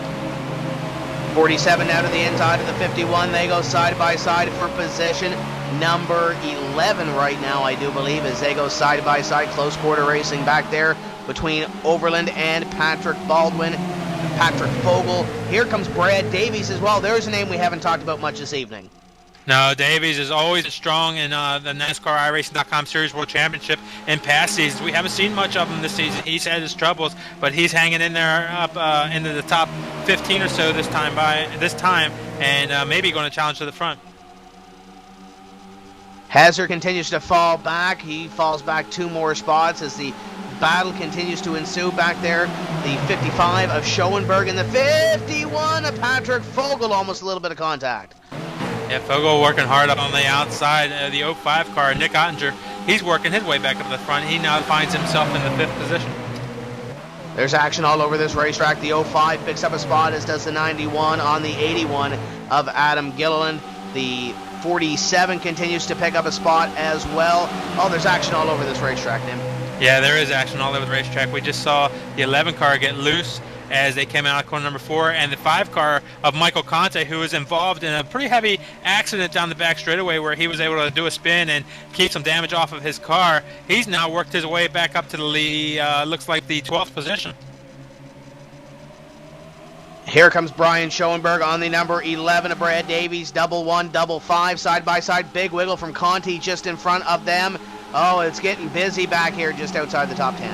Yeah, Brad Davies struggled in the last 4 or 5 laps, coming off of corner number 4 right there. He's lost a number of positions, so he'll be looking to get a pit stop and maybe make some adjustments on that car. Just in front of them, Michael Conti looking for position number 9, or the 9 car, as they go side by side for 11. Yeah, Conti's looking to pick up that spot, and we got a pass up for the 3rd position, as it looks like the 05 car of Nick Ottinger now looks his way by the 29 car of Kevin King, and he'll take that 3rd position. Ottinger's got that spot as the 55 drives it in hard on the number 9 of Thomas Hazard. Side by side, Josh Berry is back here as well. Oh boy, this might not end well. Yeah, Hazard up on the outside, Schoenberg down the inside. Schoenberg, your pole sitter of this race, currently fighting in that 13th position. He's looking to get his way by Hazard as they come off corner number 4, and he'll pick up that spot. Just behind them, the 11 looks on as Brad Davies looking to make up a couple of spots, and he's one of those veterans that knows, I really don't want to get my foot in this right now, as these guys are going pretty hard for position. Yeah, the 11 car maybe got those rear tires overheated just a few laps earlier as he was struggling coming off corner number 4. Looks like he's got it dialed back in, and he'll make up that spot on Hazard. To the inside, as here comes the 11, 72, was almost on that outside. Looked like the 11 was trying to make it one more spot, as the French connection moving up as well. Here comes Cyril Nussbaum in the 99. Nussbaum picks up that 15th position there on Thomas Hazard, and we got a car in trouble right behind him. It looks like Fogel into the fence right behind these guys. 51 into the fence. Tough break for Patrick Fogel, as I believe that will draw a caution flag. Him and Brian Blackford get into it. Yeah, it looks like Fogel, for a number of laps, he's been trying to get down that bottom lane, and this time, though, maybe he got checked up a little bit by a car in front that he didn't expect to slow up a little bit there, and he got in trouble. You see a little bit of contact there, and that sends his car up into the fence, and pretty heavy contact with the right side of that car. Yeah, it looks like he dove into the corner there. The 83 of Jared Crawford was there, but he really did not give Brian Blackford a whole lot of room on that inside line. And we're looking at, I think Chuck Johnson just whispered in my ear, 8th caution on lap number 85, if Chuck's correct there. There's not a whole lot of give and take here in the first 85 laps of this race. And in order to get to the next 115 laps of this race, these guys got to start giving each other some room. Yeah, definitely. We saw Fogel there fighting for the last 10 laps or so. He's definitely, not giving a whole lot of room to the guys down below him. But, these guys are very good at this. But, that one caught him out right there. He didn't expect the car in front of him to check up as much. And he's paying the price as he got up in the fence through nobody's fault other than his own. He got a lot of heavy damage on that car. He's going to have to work with it now. And it looks like all your leaders are going to come on to pit road. So we'll see who has the quick pit work here on lap number 87. Of 200 as Ottinger's into his box. The crew goes to work on the Rheem Chevrolet. Kevin King is into his box. 83 pulls in, 42 pulls in as well. Nice little slide job there into the pit box for the 42 of Dylan Duval as the 05 is out. The 6 is off pit road. 29 races off, and it's going to be the 6 winning the race off pit road over the 2, 05, and 29.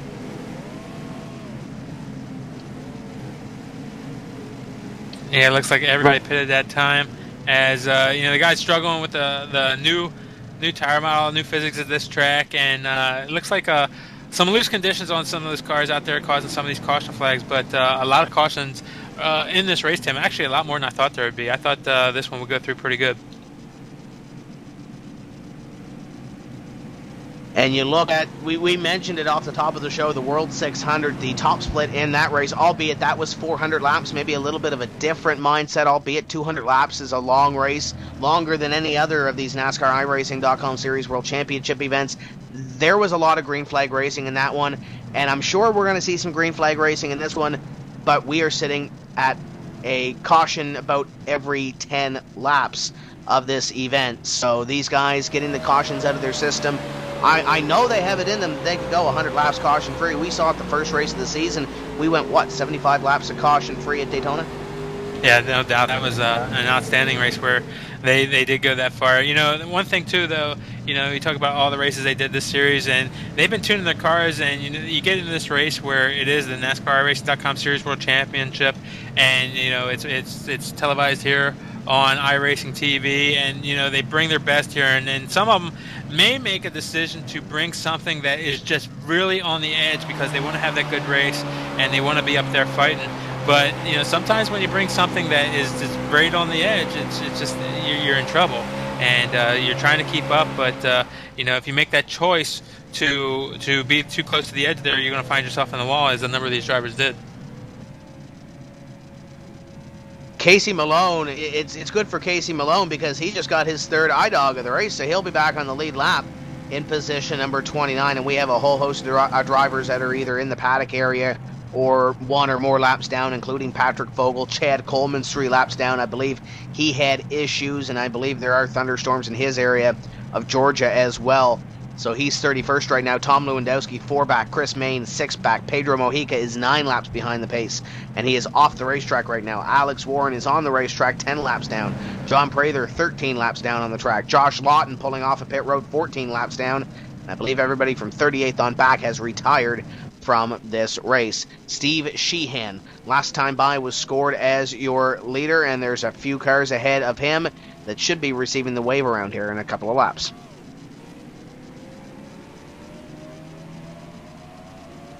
Lights are out on the pace car this time by. We'll go green at the start of lap number 90. So that will be 111 laps left to go in this race. Still 11 laps to halfway once we get the green flag. So there's your wave around cars. Alex Warren, along with Chris Main, Chad Coleman, Tom Lewandowski, Patrick Vogel also getting the wave around there. And we will double file and go back to green flag racing this next time by. We are still 11 laps shy of the halfway point.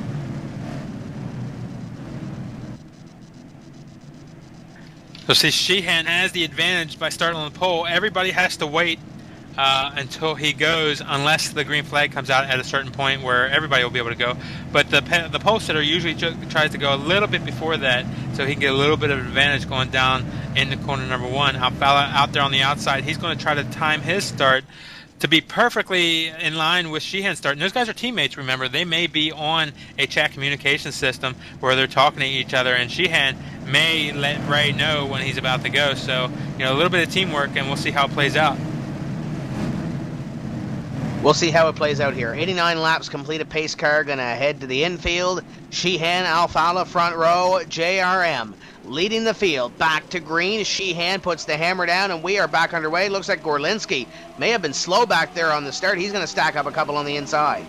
Yeah, it doesn't look like Sheehan was giving his teammate any clue about where he was going there, as Ray very slow on the start.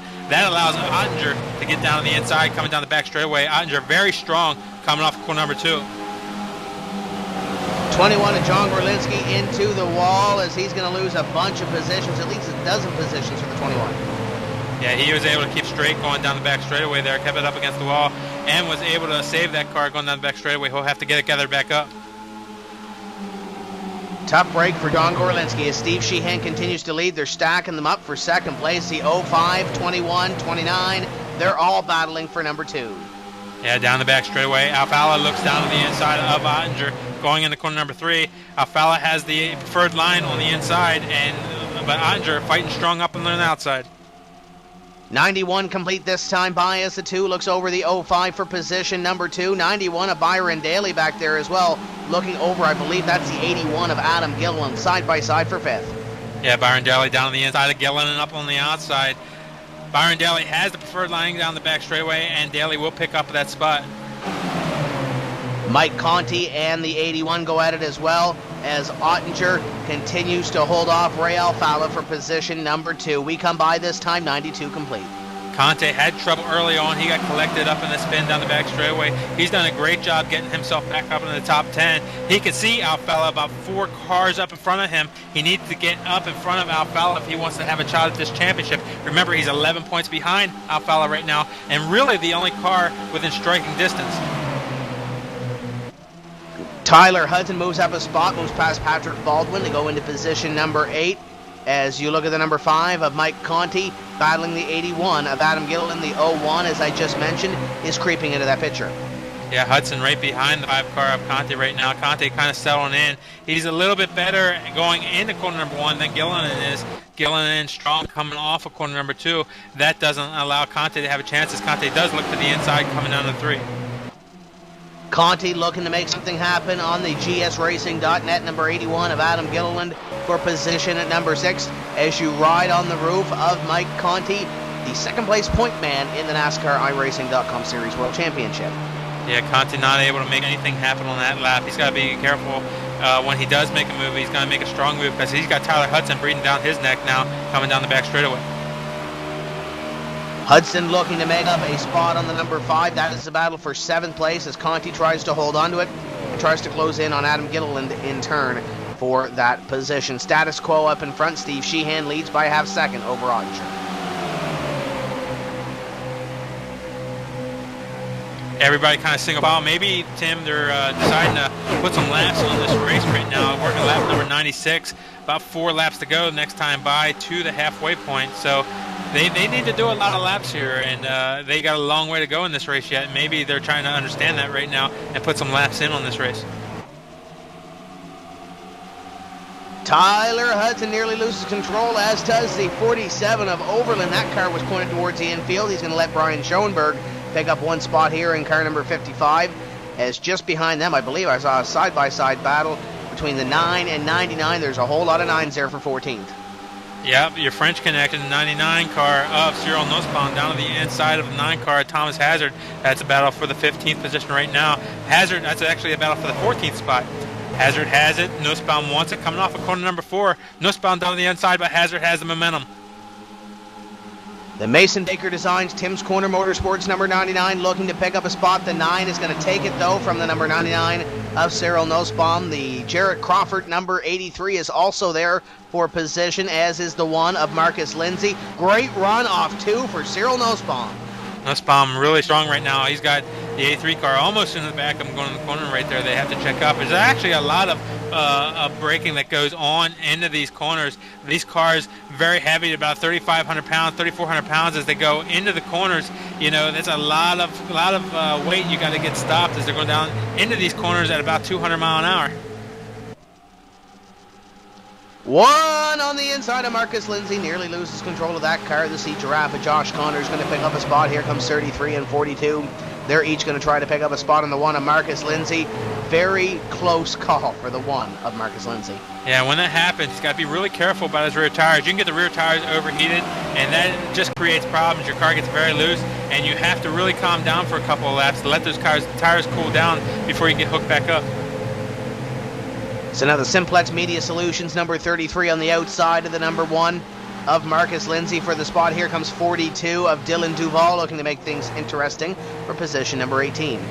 Yeah, Blackford battling hard up there on the outside, Lindsay down on the inside. You can see his car wiggling, coming up off the corners right there. You see him wiggle as he comes off of corner number 4 right there. Blackford on the outside, the 42 car, Dylan Duval, down right behind him. I'm sure he wants just to get a spot to get back in line, but right now he's having to fight those 2 cars pretty heavily.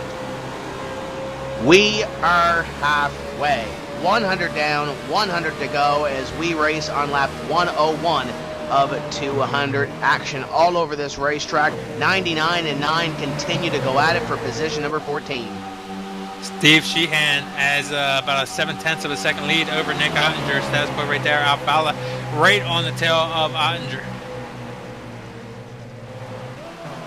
You ride on the roof, the 83 of Jarrett Crawford is the 99 of Cyril Nussbaum, and the 9 of Thomas Hazard battle side by side for position number 14. Nussbaum trying to take it away from Hazard. Yeah, this battle's been going on for at least 5 or 6 laps now. Nussbaum down on the inside again, Hazard up on the outside. Hazard seems to do pretty good up on that outside line, although most drivers have had a lot of trouble out there with it tonight, and now Nussbaum will pick up that position. And now here comes the 83 of Jarrett Crawford. Crawford going to try to pick up 1. Josh Connors is back there as well. Great run so far for the 15. Top 20 run. And that's really what he needs as he's flirting around that top 25 bubble in the points. Yeah, you want to finish in the top 25 in points, so you're locked into this series next year. Those outside the top 25 in points will have to requalify for this series through the Pro Series, which is we talked about earlier in the 4th quarter of 2012. So you want to be locked into this series next year. You don't want to have to requalify because there are thousands of drivers trying to qualify for the Pro Series coming up in the 4th quarter, and you don't want to have to deal with that pack, which is going to be a lot of great drivers trying to get in this series again for next year. 83 of Jarrett Crawford makes a spot in the 99 of Cyril Nussbaum. 15 of Josh Connors going to try to get that spot as well. Fantastic battle for position number 14.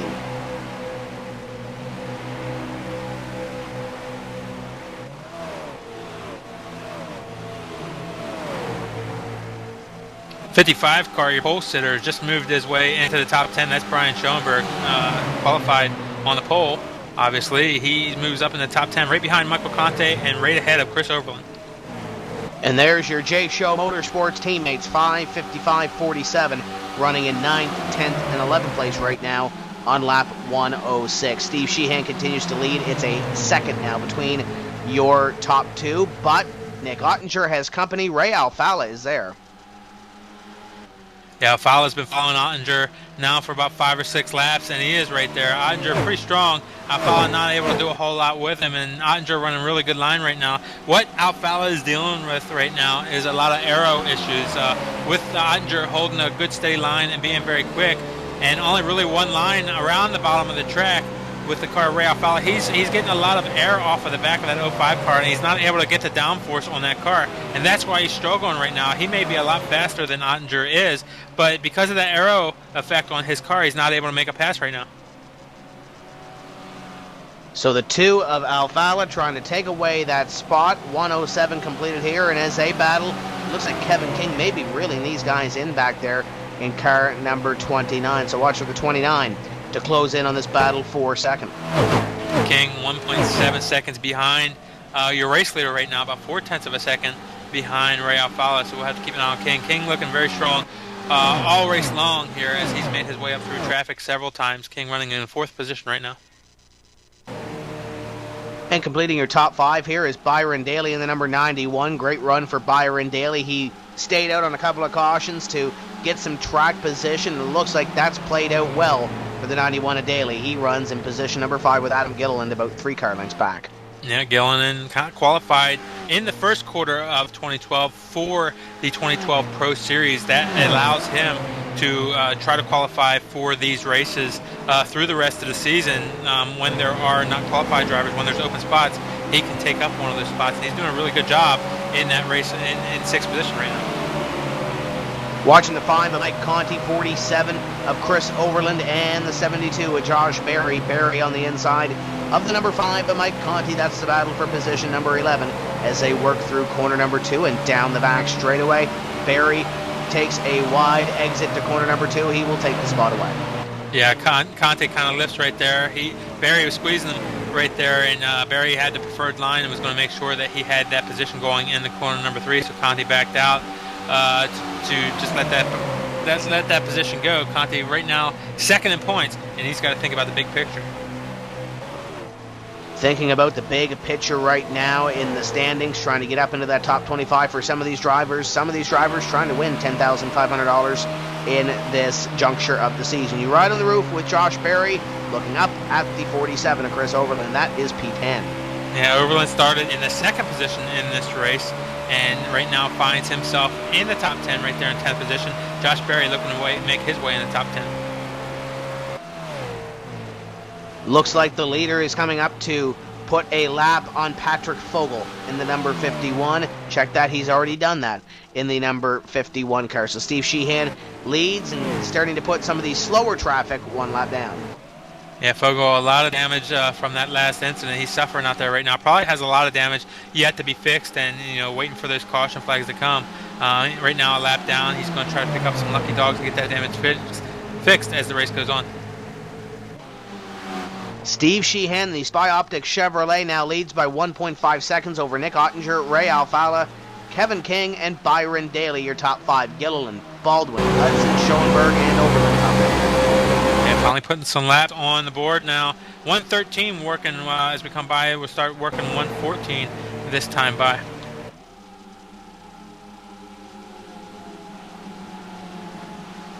So the 6 of Steve Sheehan. Next up on the list would be the number 82 of Alex Warren. Warren is currently 10 laps down, so Sheehan will be looking to put Warren another lap down, but that's a straightaway ahead of the Spy Optic Chevrolet right now. Yeah, Warren caught up in a crash earlier in this race. That's why he's damaged and off the pace right now. But Alex Warren was your Pro Series champion last year, a very strong runner, having some difficulties here tonight. And he's had some difficulties all season long. He's trying to buy himself a break, I guess, try to get a good run here in this series, but just can't seem to pull it off one way or the other. It's either some sort of crash damage or some sort of problem that puts him out of the event early, or behind the 8 ball at least early, as Adam Gilliland is battling for 6. Ottinger and Alfala about to go at it for 2nd. Yeah, Alfala looks to the inside going down corner number 1. He hits 201 mile an hour as he entered that corner. Not able to get it done, though. Got back behind the 05 car, now the Dirty Air. He'll try to get a run coming off corner number 2. If they continue to do this, it'll close in the number 29 of Kevin King. King is licking his chops right now as he can smell a little bit of the draft, and he's being pulled into this battle for 2nd. Yeah, whenever 2 cars up ahead of you start to battle, they start to get off the preferred line, and they can't do the lap that they do when they're single file. That allows Kevin King to get in there, and he might be able to pick up a little slipstream as they come down these straightaways to help him out. But right now, Kevin King about 3 car lengths off of this battle. Just behind them, as you might want to throw the double box up here for this 81 and 52 battle, and actually it's not a battle anymore. 52 going to make the pass in the 81 of Adam Gilliland, and the butt kicker machine goes to position number 6. Patrick Baldwin has had a number of good strong runs here early in this season. He's having another one here today, and he moves up in the 6th spot, as you said, Tim. So watch for him to move up here quickly, as the battle for 2nd now is a 3-car battle, 05, 2, and 29, going at it for the runner-up spot, 2 seconds behind Steve Sheehan. Yeah, one thing about Baldwin, we just saw pick up that spot on Gilliland. Baldwin qualified through the Pro Series here in the 4th quarter of 2011 to get into this series, and he's made a good showing of it. Right now, Patrick Baldwin running in 6th. And doing pretty good in the points, I believe. Tim, why don't you check that out? John Gorlinski has decided to call it a night, the 21, after hitting the wall in the green flag return to this race, and he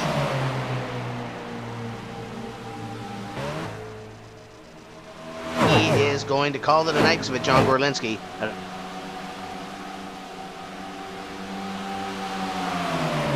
Nick Ottinger up into that 2nd spot. Ray Alfala right behind him, the 29 car.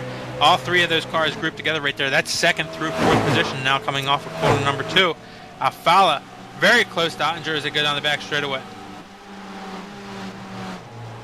The 2 car looking for position at number 2 on that 05 car. 29 also licking his chops as well. Nim, we should be coming up on some green flag pit stops, shouldn't we?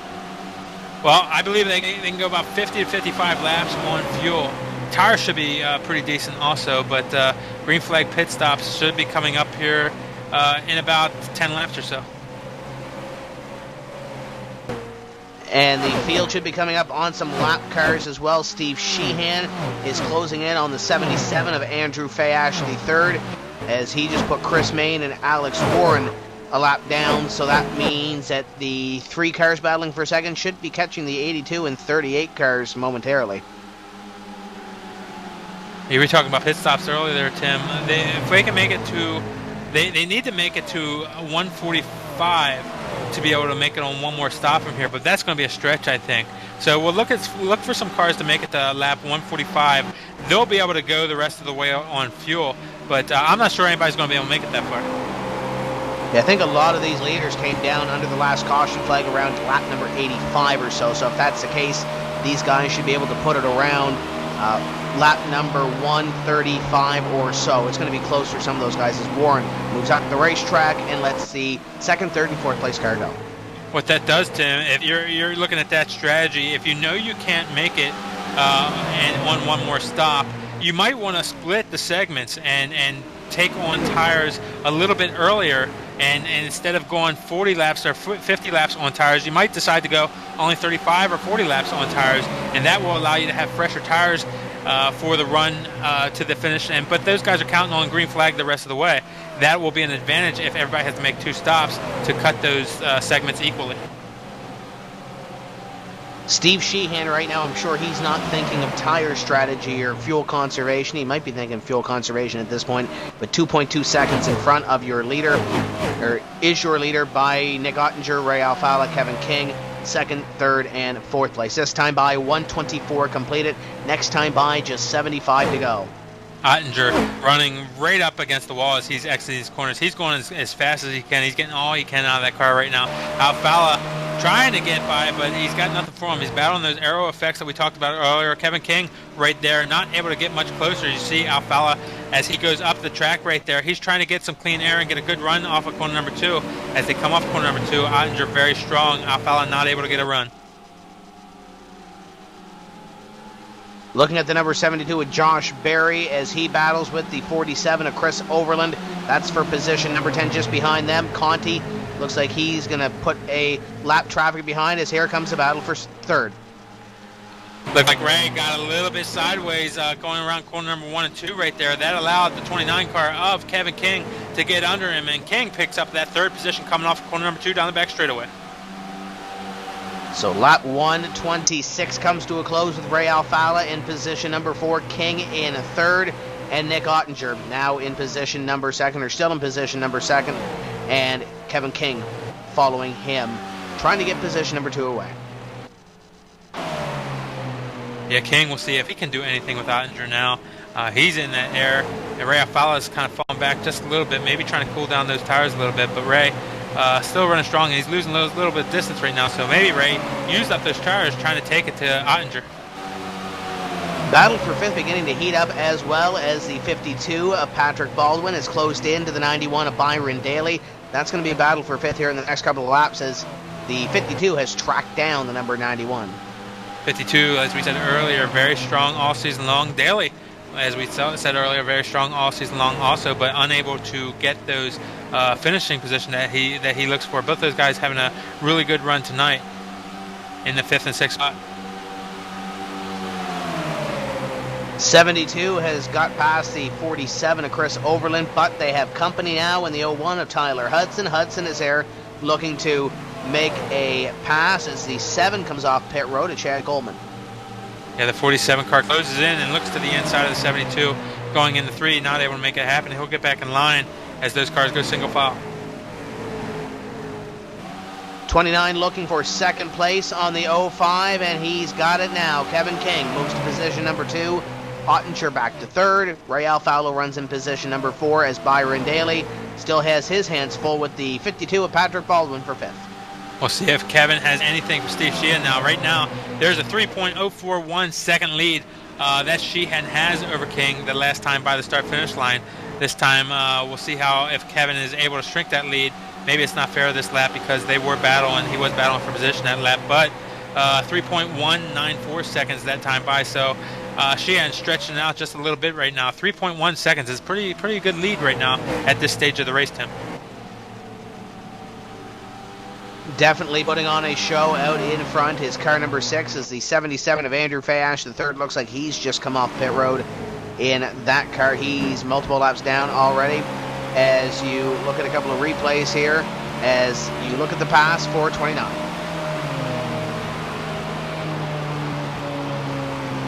Yep, Kevin King's looking real strong all through the race, and he's kind of held back to this point. Now that we got a good long green flag run, his car very strong on the good long runs. Obviously, he's showing that right now. Still, though, Steve Sheehan stretching out that lead now, 3.358 seconds over King. So Sheehan's still the strongest car on the track.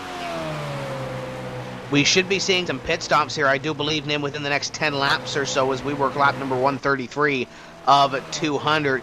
So this will really separate the men from the boys. If Kevin King can get a flawless pit stop when he does come down, that could close him into the 6.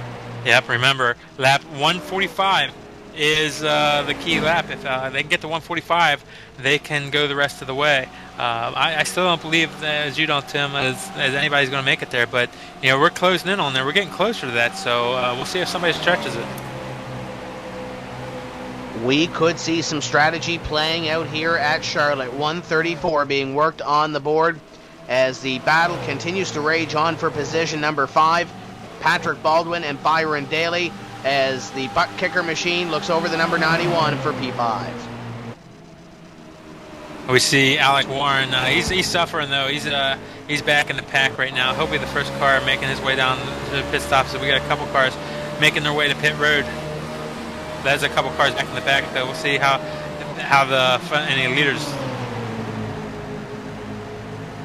There's your passer, position number 5. It's Patrick Baldwin. Moving up to position number 5, Byron Daly falls out of the top 5 on lap 135 as they will come by to complete that lap this time by. Sheehan continues to lead by 4 seconds. Green flag pit stops are underway. We're looking at the Chris Main crew up on the wall, Thomas Lewandowski crew. They're calling him in this time by also. So the pit stops beginning here on lap 136 as Sheehan, King, Ottinger, Alfala, Baldwin. That's your top 5 prior to these guys hitting pit road. Conte losing a lot of spots right now. He's back in the 14th position, maybe saving fuel, maybe suffering with that car right now, but we'll see as they get closer to their pit stop. As Conte now makes his way to pit road. Mike Conti coming on to pit road to get service to his race car on lap 136. The second place point man coming down to the attention of his crew. Yeah, he was suffering on those tires and that car as they went longer to stop right now. I'm sure he's happy to get these as the 05 car. It looks like he's making a pass for second. Nick Ottinger looking to take second back before he hits pit road. Kevin King wants nothing of it. Behind them, here comes 52 on the 2 of Ray Alfala. Yeah, the 52 car, Patrick Baldwin, looking really strong right now. He gets around Alfala and Byron Daly now looking to challenge Alfala for that 5th spot. Byron Daly looking to move back up into the top 5 by passing last season's champion. Byron Daly looking to take position number 5.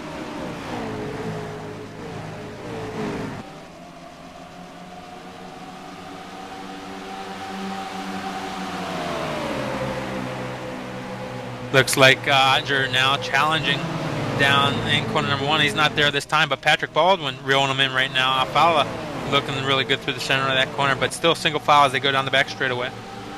Here comes the 05 to the inside of Kevin King for position number 2. The Rheem Chevrolet Impala looking for the second place spot. Can't get the run in the middle of the corner. Can he do anything off? No. Kevin King, great run off. He maintains second. Yeah, he had a lot of momentum there coming off the top of that corner, and he was able to keep that spot on the 05 car. It's really hard when you got a car down to the inside of you. When you come off corner number 4, it's just really tight coming off corner number 4. You got the wall right there, the car to the inside, and there's not a lot of room. So it's a good run down off of that corner for Kevin King right there. 52, great run. He has to put the brakes on in order to avoid hitting the 05 of Nick Ottinger. Man, that 52 car is good in the long run. The 05 now to the inside of the number 29 for position number 2. Yeah, the 05 car didn't want to give up that spot, though, and he almost cost him when the 52 was coming. But the 29 car may be trying to save fuel. We'll see what's going on there. But the 05 car takes that spot, and the 52 car now down the back straightaway challenges Kevin King for that spot. Patrick Baldwin into position number 3. Ottinger into the runner-up spot.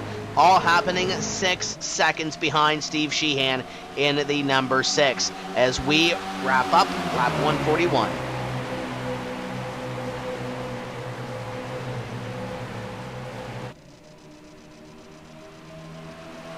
About 3 or 4 laps there, Tim. We talked about trying to make the lap 145, and some of these guys are trying to come in. Brian Schoenberg yelling over the radio, he's got to pit now. He can't make it to 145, so he's got to get in there right now. So watch the 55 to come onto pit road here, and indeed he does. The Obuto Gaming Cockpits, number 55, hits the pit road line, slows it down to 45 mile an hour to get down to pit road speed.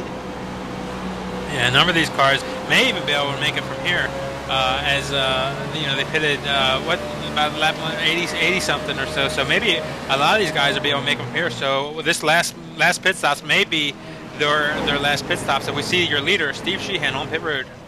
Wiggles it coming on to pit road, the Spy Optic Chevrolet, and as you mentioned him, this could very well be the final pit stop of the event. Sheehan perfect into the box as the 05 also comes on to pit road, right side tires going on the number 6.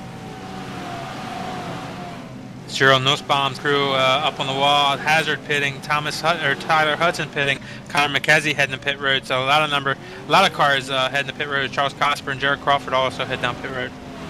Your new leader is 52, Patrick Baldwin. He stays out on the racetrack this time by, as does Alfala, as does Kevin King, Byron Daly, and Josh Berry will come on to pit road for 5th place. Wholesale pit stops here on lap number 144. About 57 laps to go from here. I think, Tim, with them knowing how far they got to go from here and stuff like that, I think this is the last stops that we'll see during this race, unless we get a caution flag. Pat Baldwin going to come on to pit road here in the number 52. He's going to woe it down, hand the lead over to Alfala. Kevin King going to follow him through as well. King storming the line, trying to get as quick as he can to the line, but not get over that 55 once he passes that line for the speed limit to pit road to be enforced. The 89 of Landon Harrison and the 52 of Patrick Baldwin racing down. That could impede the progress of the 52 of Baldwin as he is into the box and he overshoots. Ray, I'll follow your leader. He'll be heading down pit road this time as he slows coming off corner number 4 down the pit road. He'll have to watch that speed limit pretty quick coming in, but he's right there. And Byron Daly follows him in. And looking at that pit stop of the 52 of Patrick Baldwin, him overshooting the box, Nim, that could be very, very critical. And he's still in the box right now for the 52 of Patrick Baldwin. Man, that's a long stop for the butt kicker 52. Yeah, and Ray Alfala gets hauled up on pit road with another car as they come down pit road. Ray had another car coming out of his pit box on his inside. That cost him some time, but you're right, Tim. We got trouble on the back straightaway. 72 of Josh Berry is involved in this one, and hard contact for the 72. This is the 72 car. This is his second spin of the day. Just earlier in the race, he had gotten himself in trouble coming off corner number 4. This time, again, all by himself, and he just overcorrects head on into the wall, collects the 01 car down the back straightaway. A lot of heavy damage on that car. And that's going to throw a curveball into pit stops. We'll have to see where everybody cycles out. Ray Alfala just leaving pit road now, so we'll see who ends up being the leader out of all this mess. But Josh Berry and the 01 of Tyler Hudson involved in this one to bring out the caution flag. And Alfala, the last time by, was scored as your leader, but he was on pit road. Yeah, a number of cars pitted 10 or so laps ago. They're probably going to want to pit again because they're probably going to need fuel. They're going to want tires also. Ray was on pit road as the caution came out. I doubt we'll see him pit. Obviously, we're not going to see him pit. He's going to come back out. He may be in the catbird seat this time, depending on who else pits. Steve Sheehan scored as your leader, as Sheehan is in corner number 1. Ottinger behind him, Schoenberg, Kevin King, Tyler Hudson, Michael Conti, Jarrett Crawford, Chris Overland, Thomas Hazard, Adam Gilliland is your top 10. That's how it is scored right now. And we're still waiting to see where Ray Alfala and Byron Daly cycle out. Yeah, we'll have to keep an eye on Sheehan. He pitted a number of laps ago. He's your leader right now. But he did pit a number of laps ago. And if he does stay out, he's going to have a number of drivers who are on quite a bit fresher tires. And I don't know if he can make it on fuel either. So Sheehan, your leader, we'll have to keep an eye on him and see if he makes a pit stop. Byron Daly, Ray Alfala scored 22nd and 23rd. At this point, we do have 26 cars on the lead lap. So we'll have to see who does decide to come down pit road and who doesn't. Michael Conti is on pit road at this point, as I believe most of the others are stayed out on the racetrack. Brandon Bookberger is down on pit road in the 17.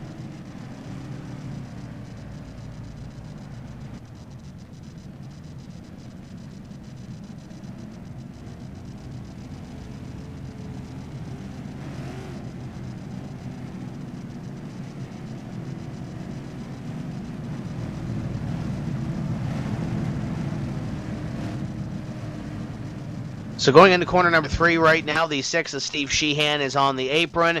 We'll have to see if he does decide to come down pit road this time or not. The top 10, as we mentioned the last time by the line, Sheehan, Ottinger, Schoenberg, King, Hudson, Crawford, Overland, Hazard, Gilliland, and Cyril Nussbaum. 6 is on the apron. Does he come down pit road here? He might be heading down pit road. No, he's not. Patrick Fogel going to come down. The 7 going to come down, so your lap down cars going to come down onto pit road. This is big for and really unlucky for Alfala and Daly. They tried to stay out and they got caught on pit road when this caution came out. Nobody else coming down pit road. They're going to be in around 22nd, 23rd position, and that's pretty far back in the pack this late in the race. And we always knows what happened here late in the race, Tim. Let's slide in a quick break here, and we'll bring you back to the final 50 laps of racing here on iRacing Live.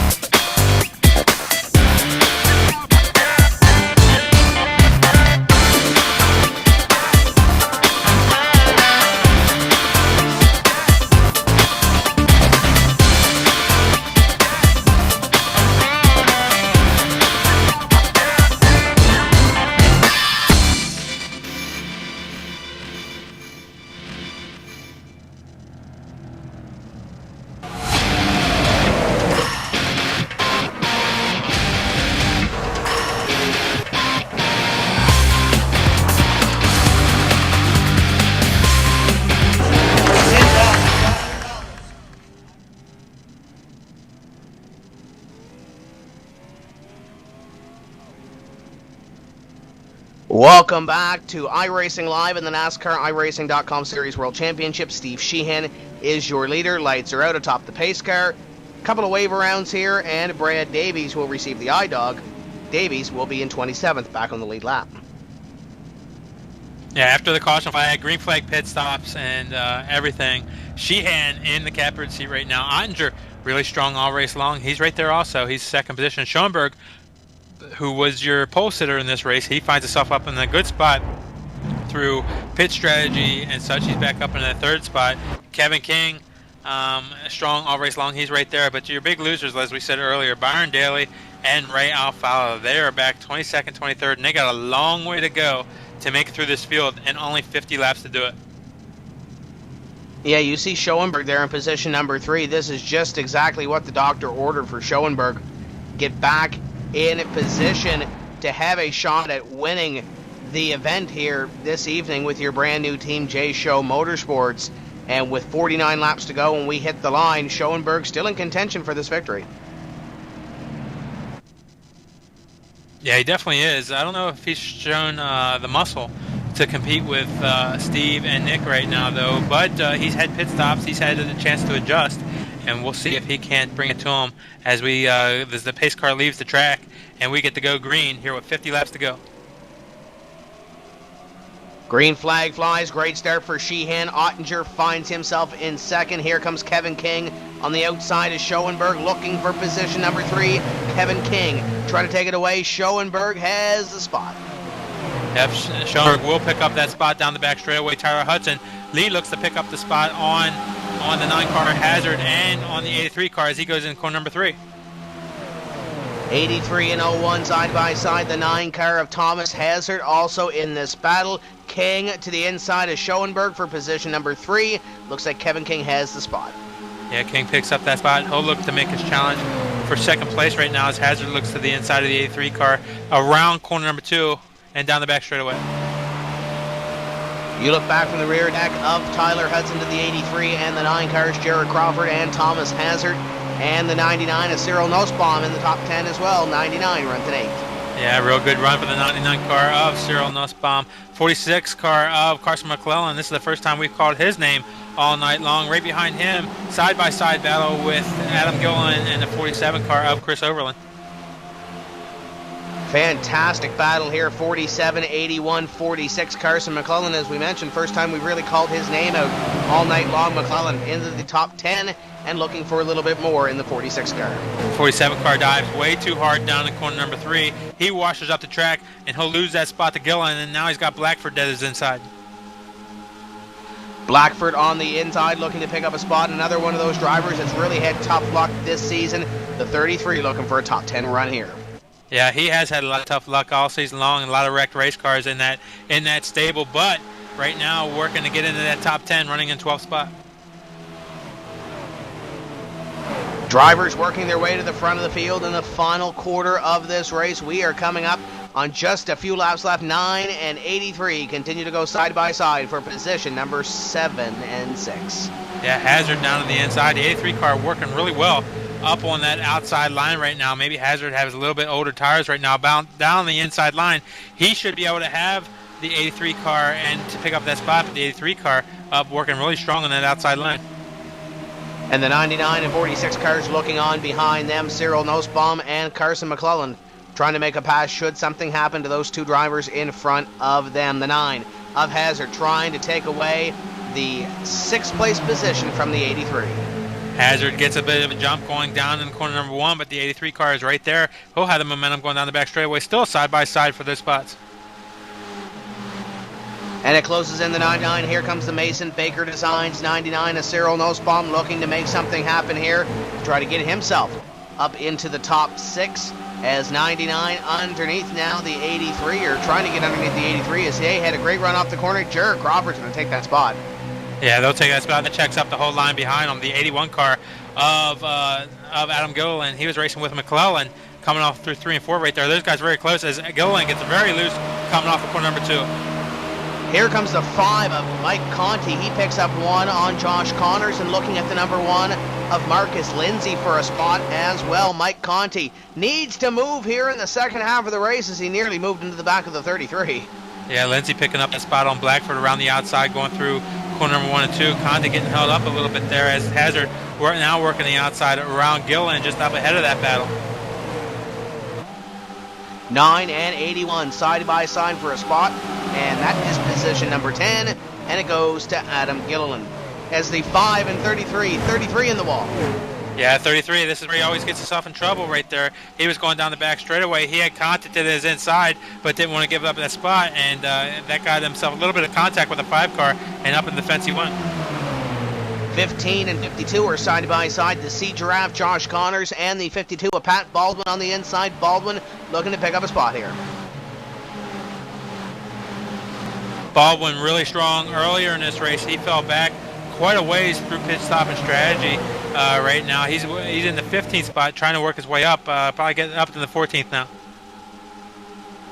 You look back from the 52 of Patrick Baldwin to Josh Connors and Dylan Duval, Brandon Bookberger as well back here for position. The 03 of Charles Cosper, 16, also battling, contact made, 15-17, here comes the 03.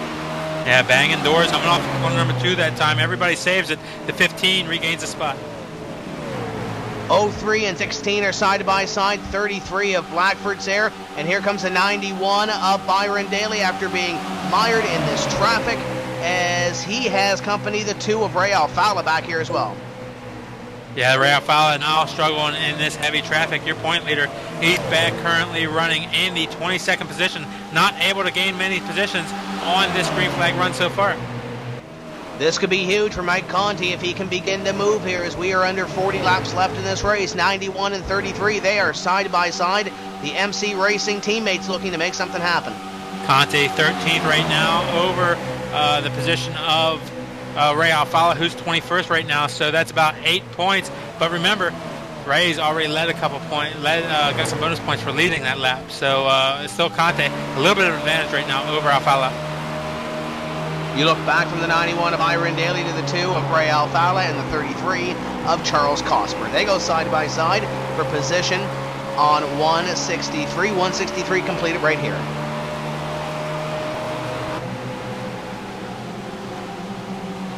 Yeah, Ray just trying to keep clean. There's a lot of laps to go. He'll pick up a number of spots as these laps go along, but he really needs to keep it safe right here. 29 on the inside of 05, and the 29 of Kevin King nearly loses control on the 05 of Nick Ottinger, and remembering him, these two have a history. Yeah, they want to be bringing that history to bear right now. The 05 car holding on to that spot right now. Kevin made a really good save coming off of that corner right there, and he'll be able to fight again if he catches back up. You got to remember, though, some of these top drivers, when they have issues with others, they don't forget easily, especially when it happens for a win on a couple of different occasions. I don't think the 29s forgot about the 05. Yeah, maybe not. We'll see what comes to bear in these last 35 laps as we have a yellow flag. 81 of Adam Gilliland back there, and the 10 car, I do believe, of Connor McKenzie. McKenzie is into the infield, and a tough break for him. Yeah, it looks like the 16 car of Thomas Lewandowski got loose coming off corner number 2. The 10 car then, he tried to avoid, and he got himself up into the wall and spun around down the back straightaway, but the 10 car got the worst of that deal. And that will bring out the caution flag here on lap number 166. Steve Sheehan leads Nick Ottinger, Kevin King, Tyler Hudson, and in 5th, it's Brian Schoenberg in the number 55. Do we pit here? Yeah, I think we have enough laps on the tires that we do have to pit. If you don't, you're going to be behind the 8 ball. So I think we do come to pit. Even Ray Alfala back in the 19th position, where he wants to make up a lot of track position. It's too many laps on these tires to stay out. And here come your leaders onto pit road. Sheehan, Ottinger, and King. Sheehan already into his box. Right side tires going on the Spy Optics Chevrolet. Are they going to take 4 tires on the 6? Yes, they will. 4 tires on the Spy Optics Chevrolet.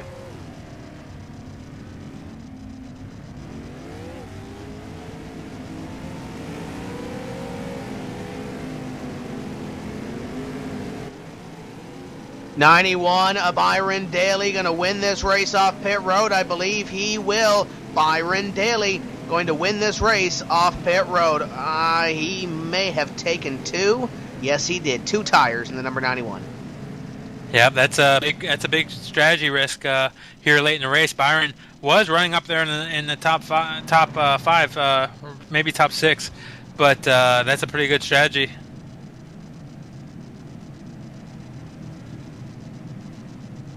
Nick Ottinger in the 05. 29 to Kevin King. They're there again, Nim. Yeah, these guys have been strong all race long. Ottinger really strong. Remember Kevin and those guys having the battle earlier in this race and some bad blood possibly. They're running first and second right now. Actually, we'll have to check that. They're running next to each other on the track, but not first and second at the moment. We'll have to wait till they come by scoring and see what positions they're in. Looking back here for Ray Alfala too, Nim. Remember Byron Daly, Ray Alfala were running close there. Byron has the pit strategy, takes the 2. And now Ray Alfala is still back here, mired in traffic in front of Brian Blackford and Landon Harrison behind Josh Connors, Charles Cosper, Brandon Bookberger. This has got to be at least outside the top 15. Yeah, Ray struggling right there. He had to take 4 tires if he wants to make it up through this time by. He did pick up a few positions on that pit stop, though. Maybe not. He still as they come by the start finish line. He scored right down. He picked up a couple spots. He was 22nd going in the pits. He's 20th coming out. Still a long way back. And this is a great opportunity for a lot of other drivers on the track right now. Though still 33 laps to go at this point. And Michael Conte in the 14th position. So he's not making up a lot of positions right here. Conte's really got to make his way up to the top 10 if he wants to take a significant bite out of that point lead. Talked at the top of the show that there's drivers back here 3rd, 4th, 5th, 6th, 7th, 8th, thereabouts, that really, if they want a chance at this championship, Nim, they have to make the move tonight. And Schoenberg and Ottinger, they're up in front of this field in the top 6 right now. Tyler Hudson, another one of those drivers that really has to move, he's up there as well. Steve Sheehan in 2nd place. Kevin King up there in position number 4. So those guys that we talked about off the top of the show that really need to go in order to win this $10,500, they're doing what they have to do right now. They're running up in the top 5 and top 10. Yeah, a number of drivers will, if the things sort out the way they are now, will make up a lot of points. We have one driver, though, Robert Hall, who had some struggles early on in this race. He's behind the wall now, and he's done for the day. He'll finish in the 41st spot, so he's going to lose a lot of spots to a lot of these drivers who are running good. So, you know, he's right now in the 5th position in points. You might see him outside the top 10 after this race. And you look at one of the drivers that we haven't mentioned here this evening as the lights go out atop the pace car is Michael J. Johnson. I believe with the incident system that these drivers have in this series, and I know it's been 169 laps, we should have mentioned this earlier, but Michael J. Johnson, I believe, is on the bench because of incident points accumulated 2 weeks ago. And we keep talking about that incident system. If you are involved in wrecks, you could be at fault. You gain enough incident points, then you're a naughty boy. You sit on the bench for a week. So Michael J. Johnson, after having such a good run start this season, 9th in points, he's definitely going to lose a few here. Yeah, with real world racing, as you see in the Sprint Cup series, you know, the drivers, you know, have a lot of consequences for bad decisions, like wrecked race cars, lots of money lost, and possible injury to self. You know, in this series, you have consequences for poor decisions. They're a little bit different, though. They're calculated in incident points and licensing and things like that. So where there's really no risk in money lost or anything like that, there is risk in if you'll be able to race next week, and you have to have consequences for poor decisions. Pace car in, here we come again. Byron Daly, Steve Sheehan, your front row. Byron Daly puts the hammer down. Green flag is out. Sheehan keeping right with him on the outside. Yeah, good start for Sheehan up on the outside. Byron Daly will take the lead. Sheehan will follow in right behind. Ottinger and King battle side by side through 1-2. Watch the 05 and 29 as they had a little bit of running before. Here comes the 05 and the number 6. Side by side for second, and Nick Ottinger going to go to 2nd place. Sheehan, now what does he do for 3rd place? Here comes Schoenberg as well in the 55. Yeah, Sheehan slipped up coming off corner number 2 right there. That allowed Ottinger to get to his inside. That allows the 29 Kevin King to get to his inside. But the biggest problem right now for Sheehan is he's stuck up on that outside lane. Sheehan and King go side by side for position number 3. Sheehan going to find a spot on the low side. Look at Jared Crawford in the 83. Great run for the 83 as he and the 01 go out. Yeah, the 01's down the inside. He's going to have a good challenge down the inside on that position with the 83 car right now. The 55 car, Brian Schoenberg, into that 5th position. Here comes the lead, the 05 of Nick Ottinger to the inside of Byron Daly. Daly trying to hold it on the outside line. Ottinger going to go to the lead possibly on the inside. Daly trying to keep up. Does he get the run off the corner here? No, he does not. Ottinger to the lead. You know, Ottinger's been really strong coming off corner number 2. He's been hooked up coming off that corner. That means he's got a lot of good forward bite coming off that corner all night long. That finds himself into the lead. The 29 car of Kevin King now will find himself in that 2nd position. And Daly going to be on the outside line. He's going to lose the couple of positions here as the 6 and 55 go at it behind them. Yeah, Schoenberg tried to get that position on the 6 car as the 6 car hit the grass coming through the tri-oval there that time. The 55 car tried to take advantage of it, thought better of it, and backed out going in corner number 1. So now the 55 has to reset and look at the number 6 for position number 4. Byron Daly finds a place in line in 3rd as the 55 and 6 continue to go at it for 4th. Yeah, these guys are fighting good. You know, heavy now. We're getting down to the end of this race.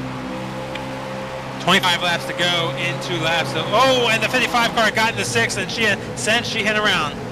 And we're going to stack up a bunch of cars in the back straightaway. One of Marcus Lindsay gets tangled up in this. It might be easier to say who's not involved in this. The 42, I believe, was just pulling away from the accident as well. Ray Alfala barely gets through it. A lot of drivers, close calls through this one. McClellan hard in the wall. Hudson hard into the wall. Looks like the 17 car, the 15 car, the 1 car, Marcus Lindsay, heavy damage. Ray Alfala, though, works his way through, gets slowed down and works his way through, and doesn't pick up any damage from that. Well, we usually see the Chrome Horn at Bristol, but I guess it's coming out here at Charlotte. 55 just runs over the 6 coming out of corner number 2. The 01, 83, they get a little bit of contact. The 81 of Adam Gilliland trying to get through. Carson McClellan was pointed towards the inside wall, and he's going to get the inside wall. Looks like the 52, his teammate, may have sent him around trying to check up for this wreck. The 01 of Hudson involved as well. And a lot of these drivers that were up in front battling for a win are now either going to be in the garage area multiple laps down or are going to be limping around the back trying to come home with a lead lap finish. Yeah, it looked like the 55 car saw a hole that wasn't there. The 6 car definitely had his line there, and the 55 car had such a run that he just didn't want to lift and didn't, and that caused this big mess. The one person that's thanking his lucky stars right now is Ray Alfala. Alfala gets through that. He's going to come on to pit road now and get tires, and he might very well come out of this with a top 10 finish if everything works out well. So Ray Alfala looking pretty good right now to gain some of those points that he would have lost due to that pit road strategy that he was employing earlier. Yeah, he's going to pick up a number of spots just because of the wrecks involved, but he did, he's got the mark of a champion. He's struggling right now, and champions are decided in those races that you struggle in. And when that accident happened, he left it. He wasn't not in a hurry like a lot of these drivers are to see an accident ahead and put the throttle down, try to pick up as many positions as possible. His main goal is to get through this incident, work it out, and then try to pick up the spots as we go later in this race. But right now, it looks like he will pick up a number of spots just because of his smart driving through that incident. And the one person that also might benefit from this is the 91 of Byron Daly. Daly was on those old left side tires. He took 2 tires on the last stop, and now he runs in position number 3 with the heat cycle that we just put on these tires. Byron Daly could very well be setting himself up for a top 5 finish. And you mentioned it earlier, Nim. Byron has had a lot of good runs this season. He really hasn't had anything to show for them, though. I remember Phoenix, I believe he got jacked up on a restart after running in the top 5. There was a couple of races after that as well that he was running well, but he ends up either getting wrecked or end up with some bad pit strategy, and he ends up getting put behind the 8 ball. This might very well be, and knock on wood for that team, possibly be able to get a top 5 finish here. Yeah, there's no doubt. He's in a good position to play it smart. He's going to try to run for that win, and as long as he doesn't make, a silly move that gets him wrecked, he can still hold on to that spot and get a good finish. But, you're right. He has been taken out, through incidents that were not his fault, but he's had some incidents that I believe were probably his fault and his mistakes that all the drivers do. that have cost him some good finishes this year. So, just because you're up there, you can't just put your car in a spot that it doesn't belong in, or it won't happen in, as that'll cost you the good finish. Tom Lewandowski will get the iDog this time by. He'll get one of his 3 laps back in position number 27. Steve Sheehan still has a pile of damage to the Spy Optics Chevrolet as he sits on pit road. Florian Goddard just leaving pit road now as well, so we'll see how that all plays out as the 05 and 29. We talked about the rivalry between those two drivers, and I still think back to the race at New Hampshire in the Pro Series where those two drivers slugged it out for the win.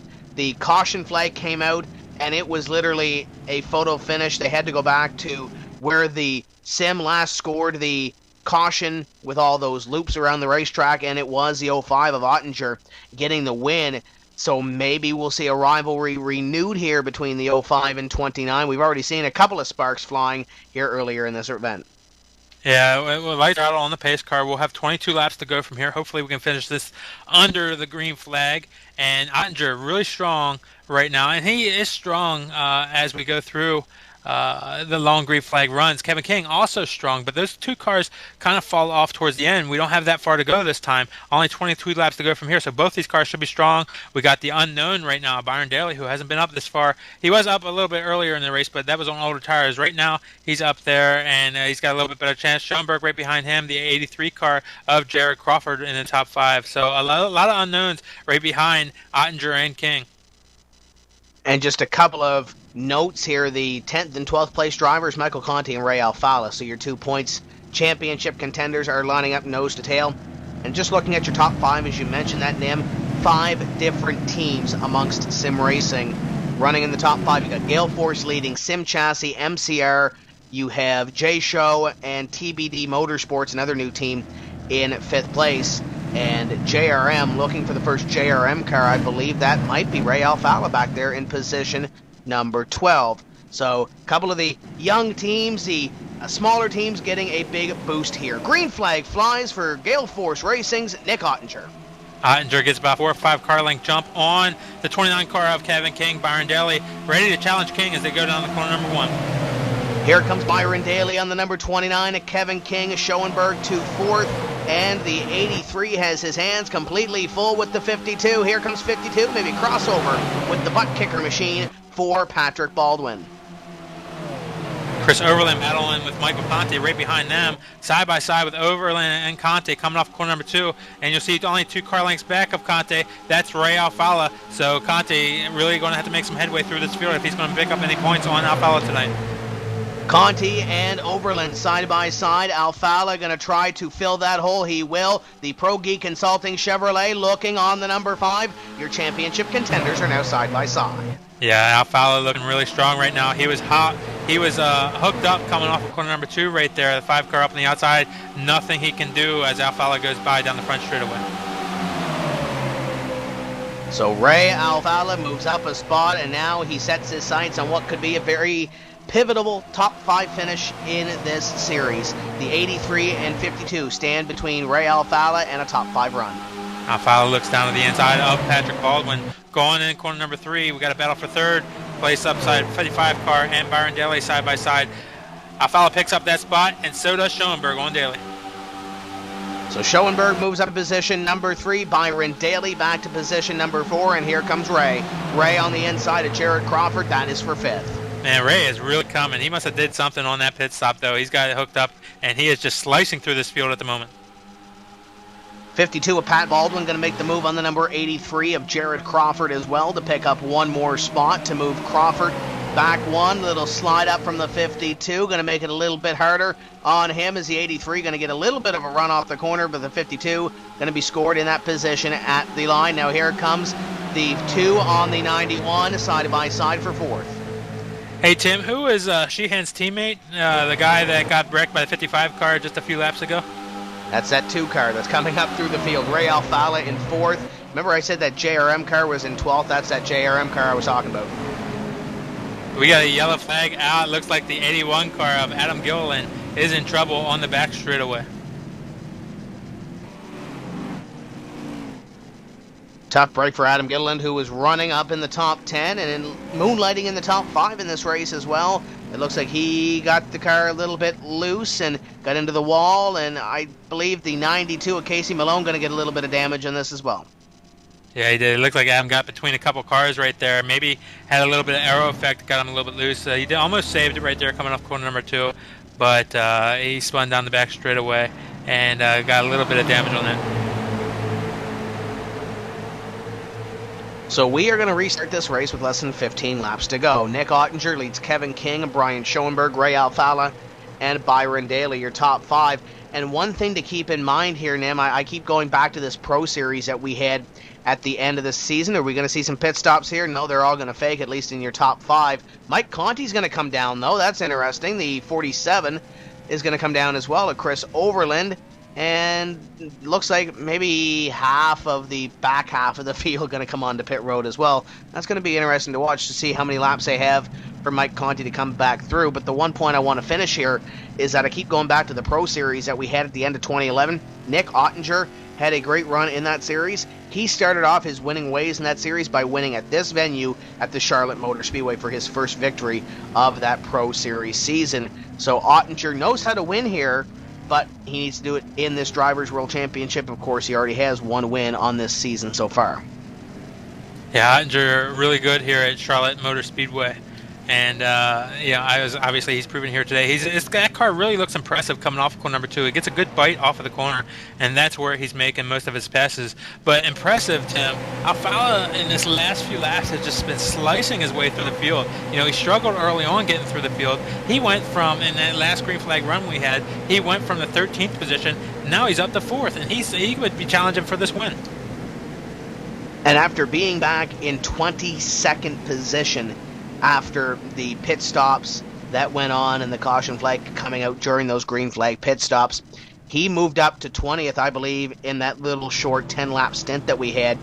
So it's not that we didn't count him out, but he wasn't really making a whole lot of moves back there in traffic. That car looked horrendous in a lot of traffic. But right now, he's sitting in position number 4. He was just picking off cars.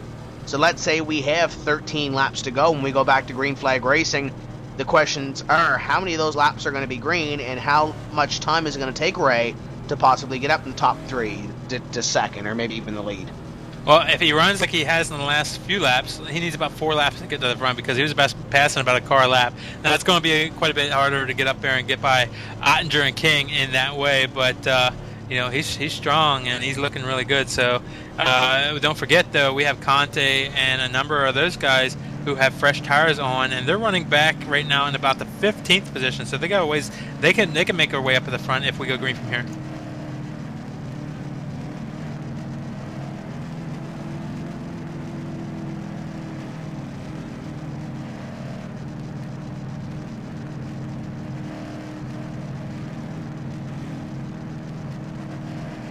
You might want to take a bathroom break at this point right now, Nim, because I believe we are coming down to what could be a very exciting finish to this race. And I think I saw a couple of drivers in the front of the field shutting off their motors and coasting a little bit. Are we close on fuel here possibly? Could these guys possibly be saving fuel? Well, I think they'll be okay, because we had that caution around lap 145, 146, where everybody was making pit stops, and a number of those guys who were in trouble on fuel were able to pick up spots from there. So I believe at that time everybody was good to go. So I don't think we're fighting on fuel here right now, unless anybody didn't fill at that point. Maybe that's why Ray is a little bit lighter right now. We don't know if he's lighter, but he's a little bit quicker right now. Maybe it's because he's lighter and has as much fuel as he thinks he needs. So I think fuel we're all good on. So we'll have to see how these tires work out from the guys who have run and the guys who have fresh tires on. We go back to green flag racing with 13 laps remaining. It's going to be Nick Ottinger, Kevin King, Brian Schoenberg, Ray Alfala, Byron Daly, top 5. Then you have Patrick Baldwin in 6th, Jarrett Crawford in his first start in 7th, Cyril Nussbaum looking to get his first top 10 since I do believe possibly Daytona in 8th, Thomas Hazard in 9th, and Dylan Duval completing your top 10. Duval looking to complete his first top 10 finish in this NASCAR iRacing.com Series World Championship as well. And look at Charles Cosper up there in 11th place in the 03. Josh Connors running 15th. The Viper, Landon Harrison in 14th. There's a lot of drivers here that are looking for a top 10 run to really turn their seasons around. Yeah, they got to get to the finish though, and these races are notorious for having a lot of guys making some pretty hairy moves there at the end of the race and costing a lot of good finishes. So, you know, that has to sort out from here. Cyril Nussbaum currently 12th in points, doing really good job. Like we said earlier tonight, he's from France. I was actually trying to look at his stats here, see what he does for a living, but that's not listed right here. As the pace car leaves pit road, and we're back underway. Here comes the green flag, and Nick Ottinger is gone. Ottinger is your leader, and Schoenberg looking at Kevin King for position number 2. Alfala, Daly, and Baldwin have a little bit of breathing room between themselves and Cyril Nussbaum. Kevin King kind of drops the nose there of Schoenberg. Schoenberg is trying to get some momentum down the back straightaway. He's fighting there for that position. Ray Alfala is just waiting for a lane to open up, a hole to open up, so he can work his way through as Byron Daly challenges on the outside. And here comes Ray Alfala trying to plug that hole that Schoenberg leaves, and it looks like he's going to take that spot. Schoenberg the second. Now Ray Alfala, can he take position number 3 away from the 29? Alfala down to the inside, also right behind them. The 52 car down the inside of the 91 car.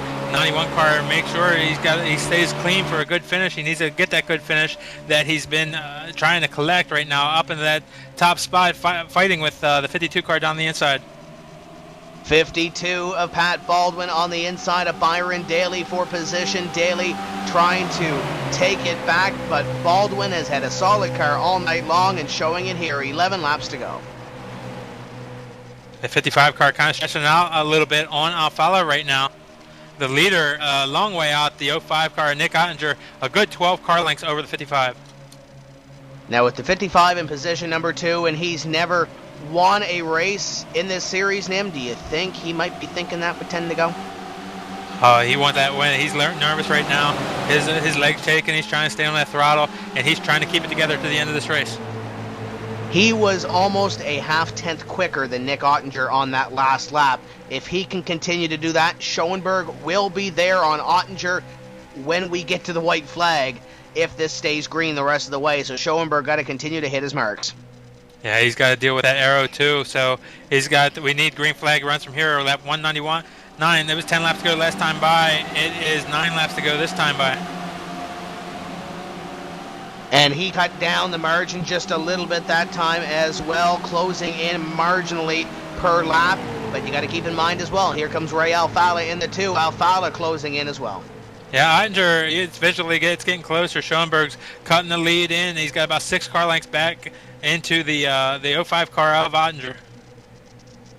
Ottinger may have come close to the wall at a corner number 4 that last time by, and it was 0.2 of a second that time. Schoenberg is coming on the 05. Yeah, Schoenberg's right there as we travel in car with Schoenberg. Look at him coming out of corner number 2. It closes the distance, only about 4 car lengths now back to Schoenberg. The Oboto Gaming Cockpits number 55 looking to take his first career series win in his new team, in his new colors, up at a 4, and he is there on Ottinger.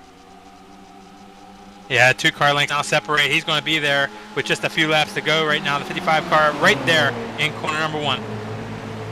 Can the 55 car pull it off and take his first series win down the back straightaway? 6.5 laps to go, looking to the inside of the 05, and these drivers are about a half second ahead of Ray Alfala.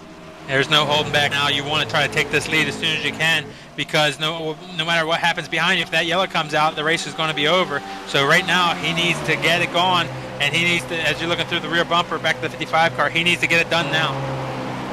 Looks like the crew chief, Jason Loping, reporting that it might be running a little hot in that number 55 of Brian Schoenberg. He may have put some extra tape on that car on that last pit stop, man.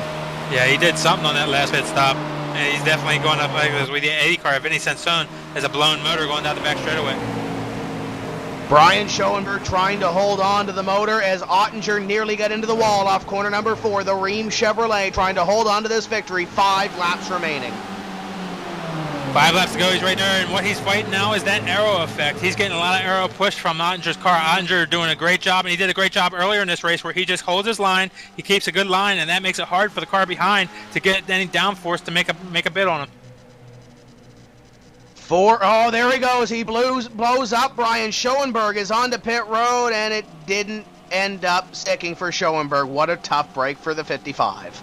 Yeah, that's what was going on there. He put tape on that car. He tried to overrun it, tried to get that first win, and he blew it up. Too much tape on the car, overheated it, blown engine.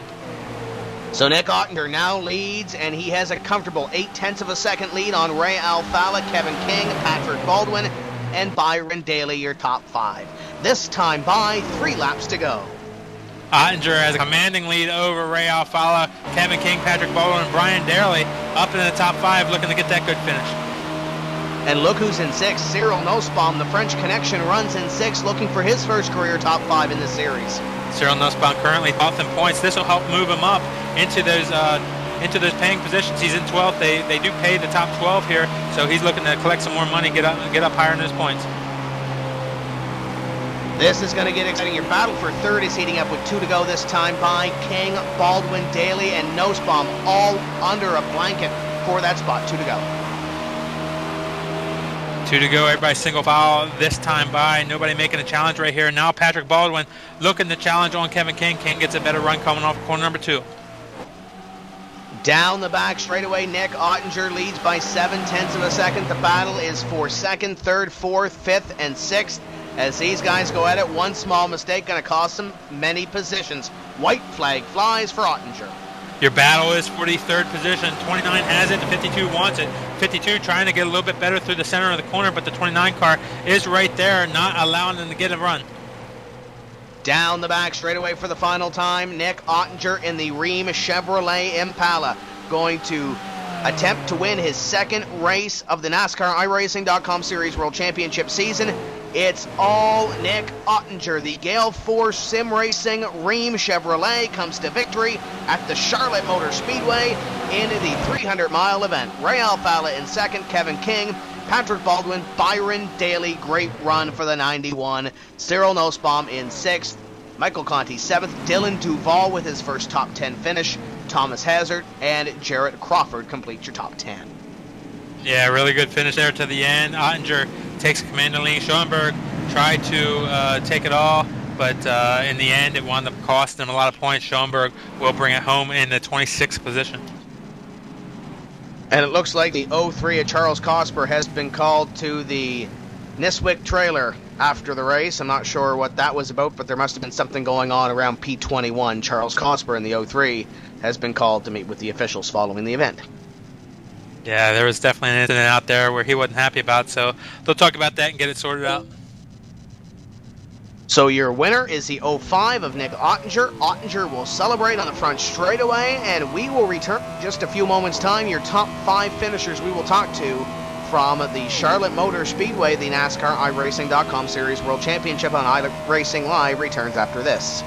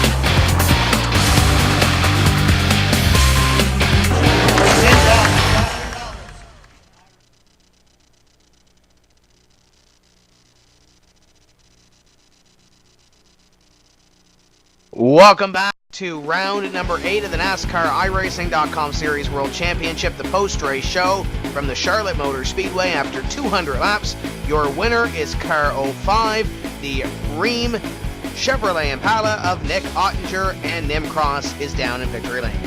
Down here with Nick Ottinger. Nick, very strong all race long. This is a great way to end up your Memorial Day weekend. Tell us about your win. It is. I knew from the beginning, start of the race, we had a strong car. As the run went on, it was apparent that Sheehan and Ray were pretty much quicker than me. But overall, the race was pretty fun, battling Kevin, Ray, Sheehan, mostly the whole race. I couldn't really ask for a better setup tonight, but the only thing I was really dreading was bottoming out going in turn 1 usually.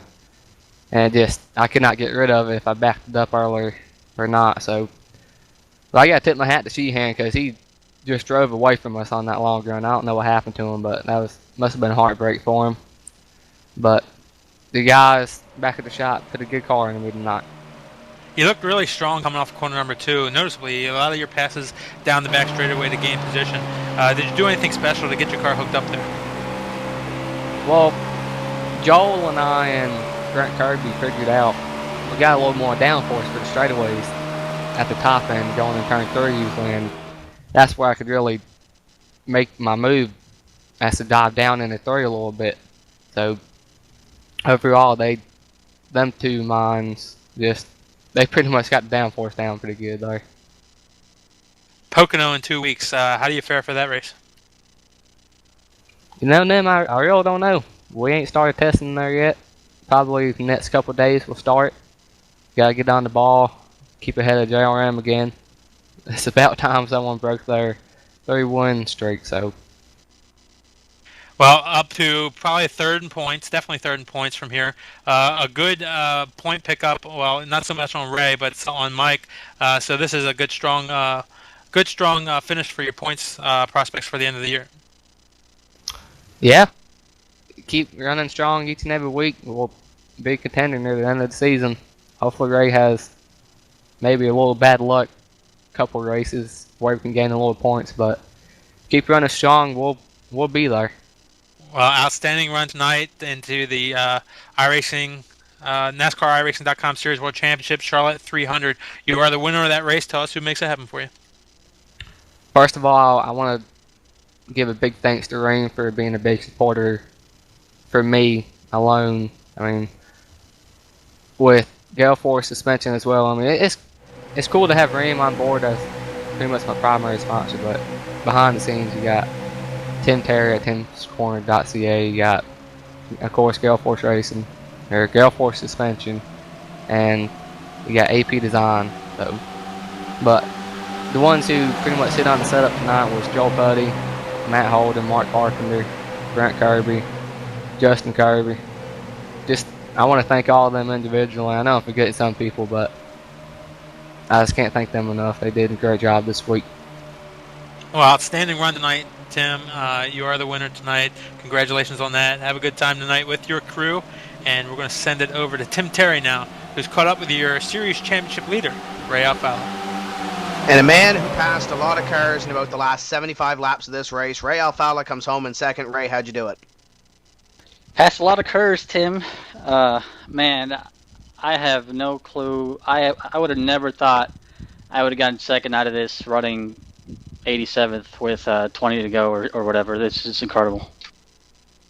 And you passed a lot of cars in the back straightaway after that mess with Brian and Steve at a corner number 2. Talk about trying to weave your way through that wreck. Yeah, you know, when you're back in the pack like that, I'm always looking at the leaders, you know, and looking for smoke. And I saw a little puff off turn 2, and I just let off the gas, and I just saw everybody just starting to wreck. And then I look in my mirror, and everybody's just piling in. So, you know, there you're at the mercy of people running into you. But luckily, I was able to just find a hole and slow down enough and make it through there. And then came onto pit road, and pretty much everybody ahead of me didn't, and people behind me had damage. So we had fresh tires, and we went right through the pack.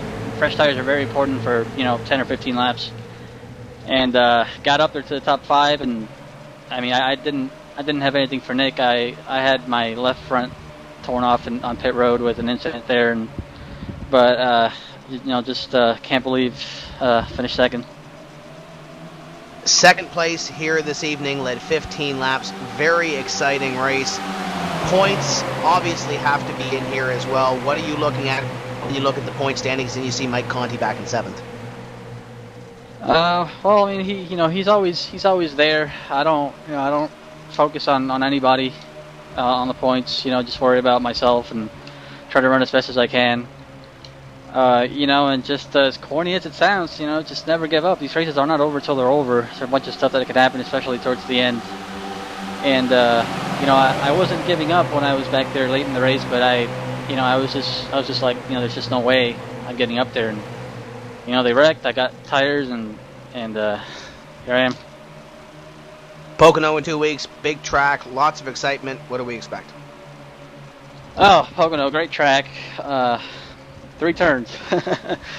I expect a lot of good racing. Last year I think we had quite a lot of green flag racing. This year should be more of the same.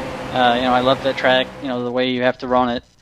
You can pretty much pit without losing a lap, so you run it like a road course almost.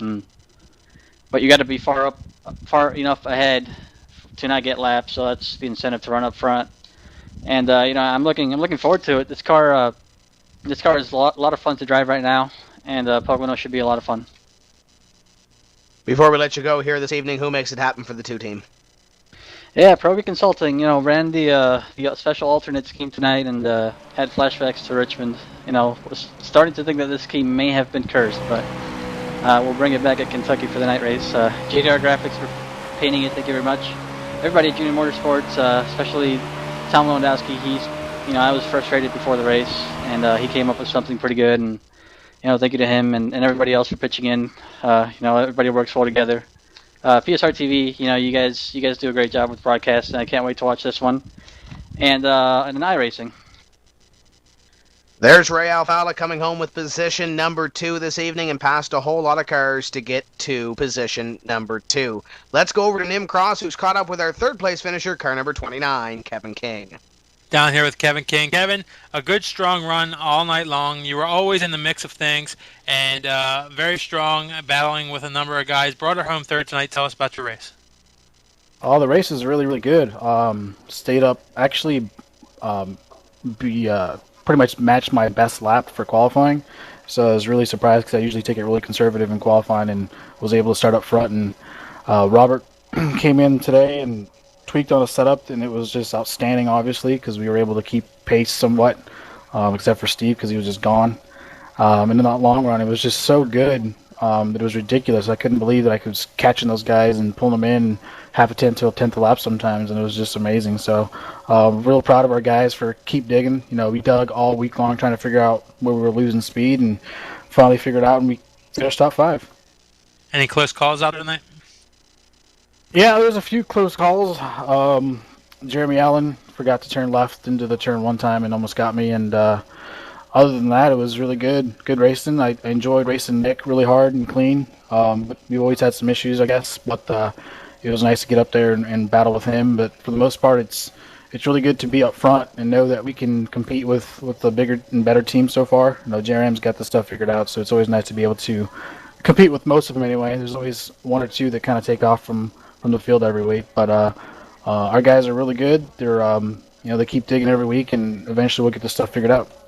Yeah, you talk a little bit, mentioned a little bit there about some issues in the past with Nick, but it seems like you guys may have gotten that stuff straightened out and raced each other good and clean and hard tonight. Yeah, we're pretty much the same type of racer. We always want to win and lead laps and be up front, and you can't really take that away from him. And it's hard for me to talk bad about it, just because I was the same way and am still sometimes. Just sometimes two people of the same thread get together, and of course you're not going to have a good outcome. But I think we figured out that we can still race each other clean. I think it's evident that we're going to be racing around each other for a while. We both have pretty much the same speed, if not pretty close. So we just managed to be able to race clean with each other, and that's a good thing. I mean, there's some guys that don't let things go, and there's some guys that kind of get over it and say, you know what, I'm going to be racing around this guy, so we'll just make the best out of it. 3rd place finish tonight, great run. Tell us what makes it happen for you. First and foremost, I want to thank Rob Hall. He's had some really, really bad luck lately, personal-wise, and I feel really terrible that he didn't get the finish or run that he deserved tonight.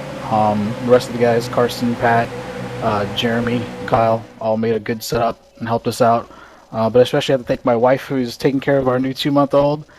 She lets me race every 2 weeks, and the little bundle of joy is kicking back and watching Daddy wheel it as much as he can.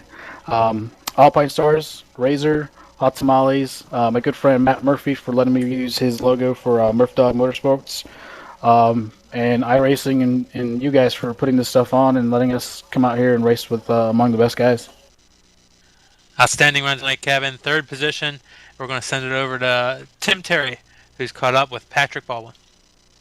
Patrick Baldwin coming home in position number 4 here this evening. The 52 car looked hooked up this evening. Talk about your run.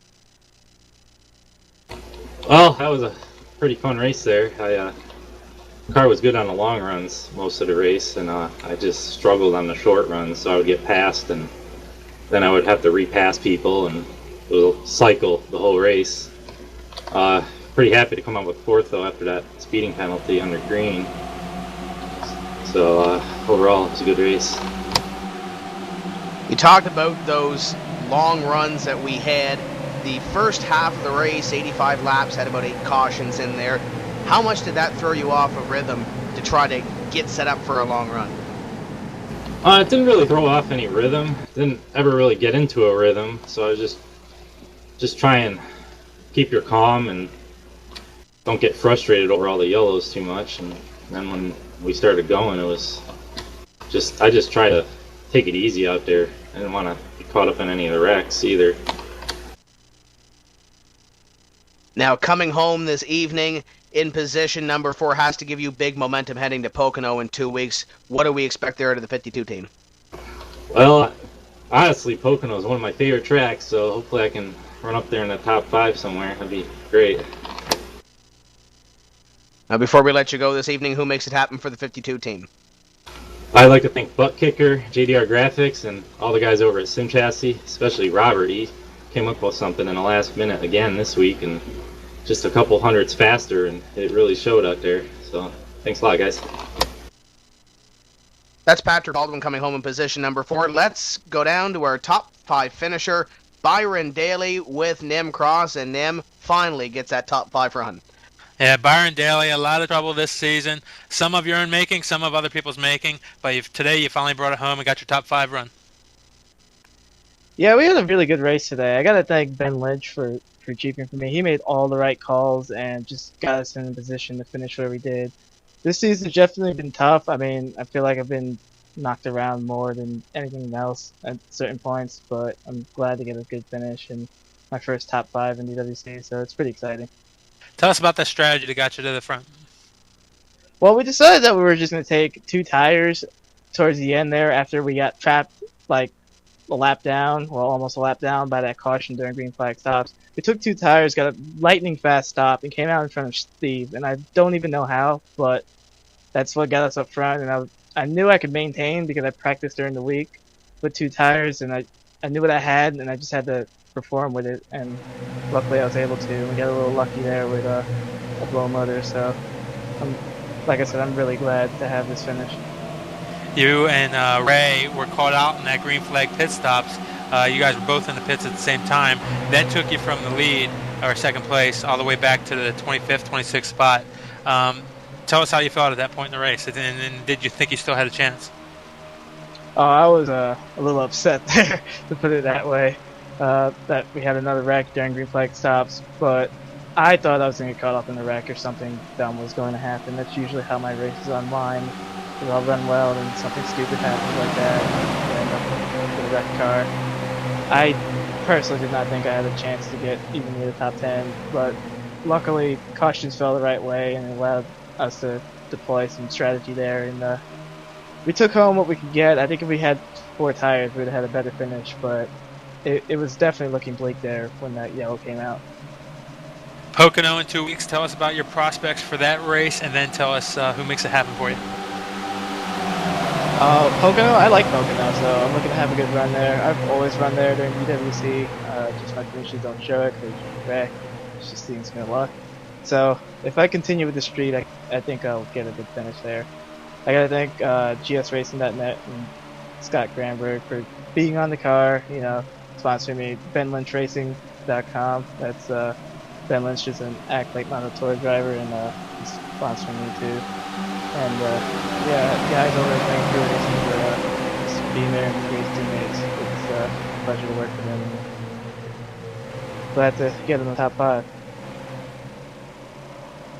All right, thank you very much, Byron. 5th place finisher, great run in the Charlotte 300. We're going to send it over to Tim Terry, who's caught up with Dylan Duval. Have to catch up with this guy before we close off the show. Dylan Duval comes home in position number 8 this week. The top pro in the race. Dylan, first top 10 in the series. Got to feel good. Yeah, it does. It's nice to come back after having some bad luck at Darlington and then having some bad luck at the beginning of Charlotte as well. It's nice to come back and put together a good run. Man, that was pretty hectic back there around the mid-pack. Talk about this race as we went through 200 laps. It was a really good race, and there's a lot of green flag racing. We had green flag stops, as everyone saw. It all pretty much, for the most part, it was clean racing, and it was exciting to race, I know that. How big of a deal is it to get up from this Class A season in season number 1 to get this experience in the Drivers' World Championship? It's big. It's definitely something that I think will help me in the Pro Series coming up here in a few months. It's nice to be able to race against guys that are obviously the best at this level, and it's nice to be able to race around them. 2 weeks at Pocono. Do we see you back? Have you done any testing yet? I have not done testing for Pocono, but I will say that's my favorite track, so I'm going to do everything I can to try to make the race and get a good finish. Now, before we let you go here this evening, who makes it happen for the 42 team? All my teammates at Flipside Motorsports, Alex Chambrone for spotting. Also, I'd like to thank DS Racing, Tim's Corner, and JDR Graphics. That's Dylan Duval coming home in position number 8 this evening. Brian Schoenberg, number 55, coming home with a finish that he didn't want. Brian, it looked good all the way up to about 5 laps to go. Yeah, I'll tell you what, Tim, it did look pretty good. We just went out on a gamble there. It was basically this. We could have finished around 5th to 7th, somewhere around there, with just the regular 25 tape, but we decided to go up a click of tape. And if you guys at home have been watching some of the races, how many races have gone without little to no cautions at the end? Yeah, probably 1 or 2 of them. So with my luck, of course, we didn't have the wrecks at the end, which is good for the TV, but wasn't good for me. It's a good call normally, but it just didn't work out this time. But I'm happy just because, it's the first time we really ran good, and we just had a solid top 5, top 10 car, You have to be real happy with the debut for J-Show Motorsports. You were running up in the top 5 for a majority of the race. Sat on the pole. Chris Overland was up there. Michael Conti comes home with a top 10 finish. You guys have to be real happy with the way it turned out tonight. Oh, for sure. I'm definitely pleased. I mean, we just weren't having a good time where we were at before. We weren't too competitive. And I had a few talks with these guys, and we just put together a really good team. And I just have to thank Michael Conti, Chris Overland, Jason Loafing, and Mike Main Performance PC, and these guys. I mean, we just had really fast cars. That was the key. We weren't just pupping around, we just had really good cars. And, God, it was fun again, I haven't been having much fun lately, and we just had a lot of fun tonight, and we definitely got a lot of people talking about J-Show Motorsports today, so I'm just happy. I gotta thank Obuto Gaming Cockpits, I gotta thank Progi Consulting, JDR Graphics, Main Performance PC, Mike Main, and I'm sorry if I left anyone out, but we haven't had a whole lot to smile about lately, but just thanks to Jason Loafing and all the guys, I'm really happy with the way our team's running, and definitely looking forward to Pocono as long as I'm okay on the incidents, we'll see. And speaking about incidents, I have to ask you about the run-in with Steve Sheehan off corner number 2. What happened there? Yeah, it was just one of those things where I got stuck behind him for 2, 3, 4 laps, and basically what happens is when you first tape up the car like that, things react a lot different, and I was just getting these huge marks runs, coming off the corners, and it got a little bit loose, and I tried to check up, but the closing rate was so fast, I tried to keep off him, but I couldn't, so definitely sorry to him and the Spy Optics team and everyone over there, because I mean, it was a horrible deal. I know he was saying on the forums he kind of got himself in trouble there, and I'm really sorry to him and his team because he had a really good car. When you have Mark's run like that, it's hard to slow it down. Well, there's Brian Schoenberg, driver number 55. Brian, we wish you all the best in 2 weeks in Pocono. Thank you. Thank the fans. That's Brian Schoenberg, number 55. Nimcross, final thoughts before we exit the Charlotte Motor Speedway. Really good race there at the end of the race. Looking forward to Pocono. Pocono will bring us a lot of different types of corners. Will bring us a lot of good side-by-side racing. So we're really looking forward to that. Ray again, such an impressive run and such a good deal coming through the field there tonight. A lot of fun watching him. We'll see what he can do at Pocono. We have our winner for the Twitter contest. Here are the couple of the runners up. Dwayne Buckler. Charlotte NiSWC. Charlotte even gives the pros a hard time. Hard to get in the rhythm with all these cautions. Brad K, 12 fan. iRacing gives everyone a chance to race their heroes. I got to race Travis Pastrana on Friday, and I met him on Saturday at Charlotte. Your winner is B. Williams Speed at PSR TV. And with the hashtag Charlotte NiSWC, these 1.5 mile tracks create huge freight trains. One mistake proves so costly, and we've seen that a couple of times this evening at the Charlotte Motor Speedway. So once again, congratulations to Nick Ottinger on his second win in the series after leading 46 laps to the victory. Ray Alfala, Kevin King, your top three. Coming up in 2 weeks' time, we head to the Pocono Raceway, and of course, in a week and a half, the iRacing World Championship Grand Prix Series heads to VIR. For more information, you can check out iracing.com/live for all the upcoming events, or psrtv.com, facebook.com/psrtv, and twitter.com/psrtv. That's going to do it for us here this evening. So for our entire crew, Ilka Happala, Ian Bushing, Zach Stanko, Matt Racing, Kit Thomas, Chuck Johnson, Nim Cross, I'm sorry if I forgot anybody. My name is Tim Terry, saying we will see you in 2 weeks' time when we say let's go racing from the Pocono Raceway. Keep the hammer down, and we'll see you at the track.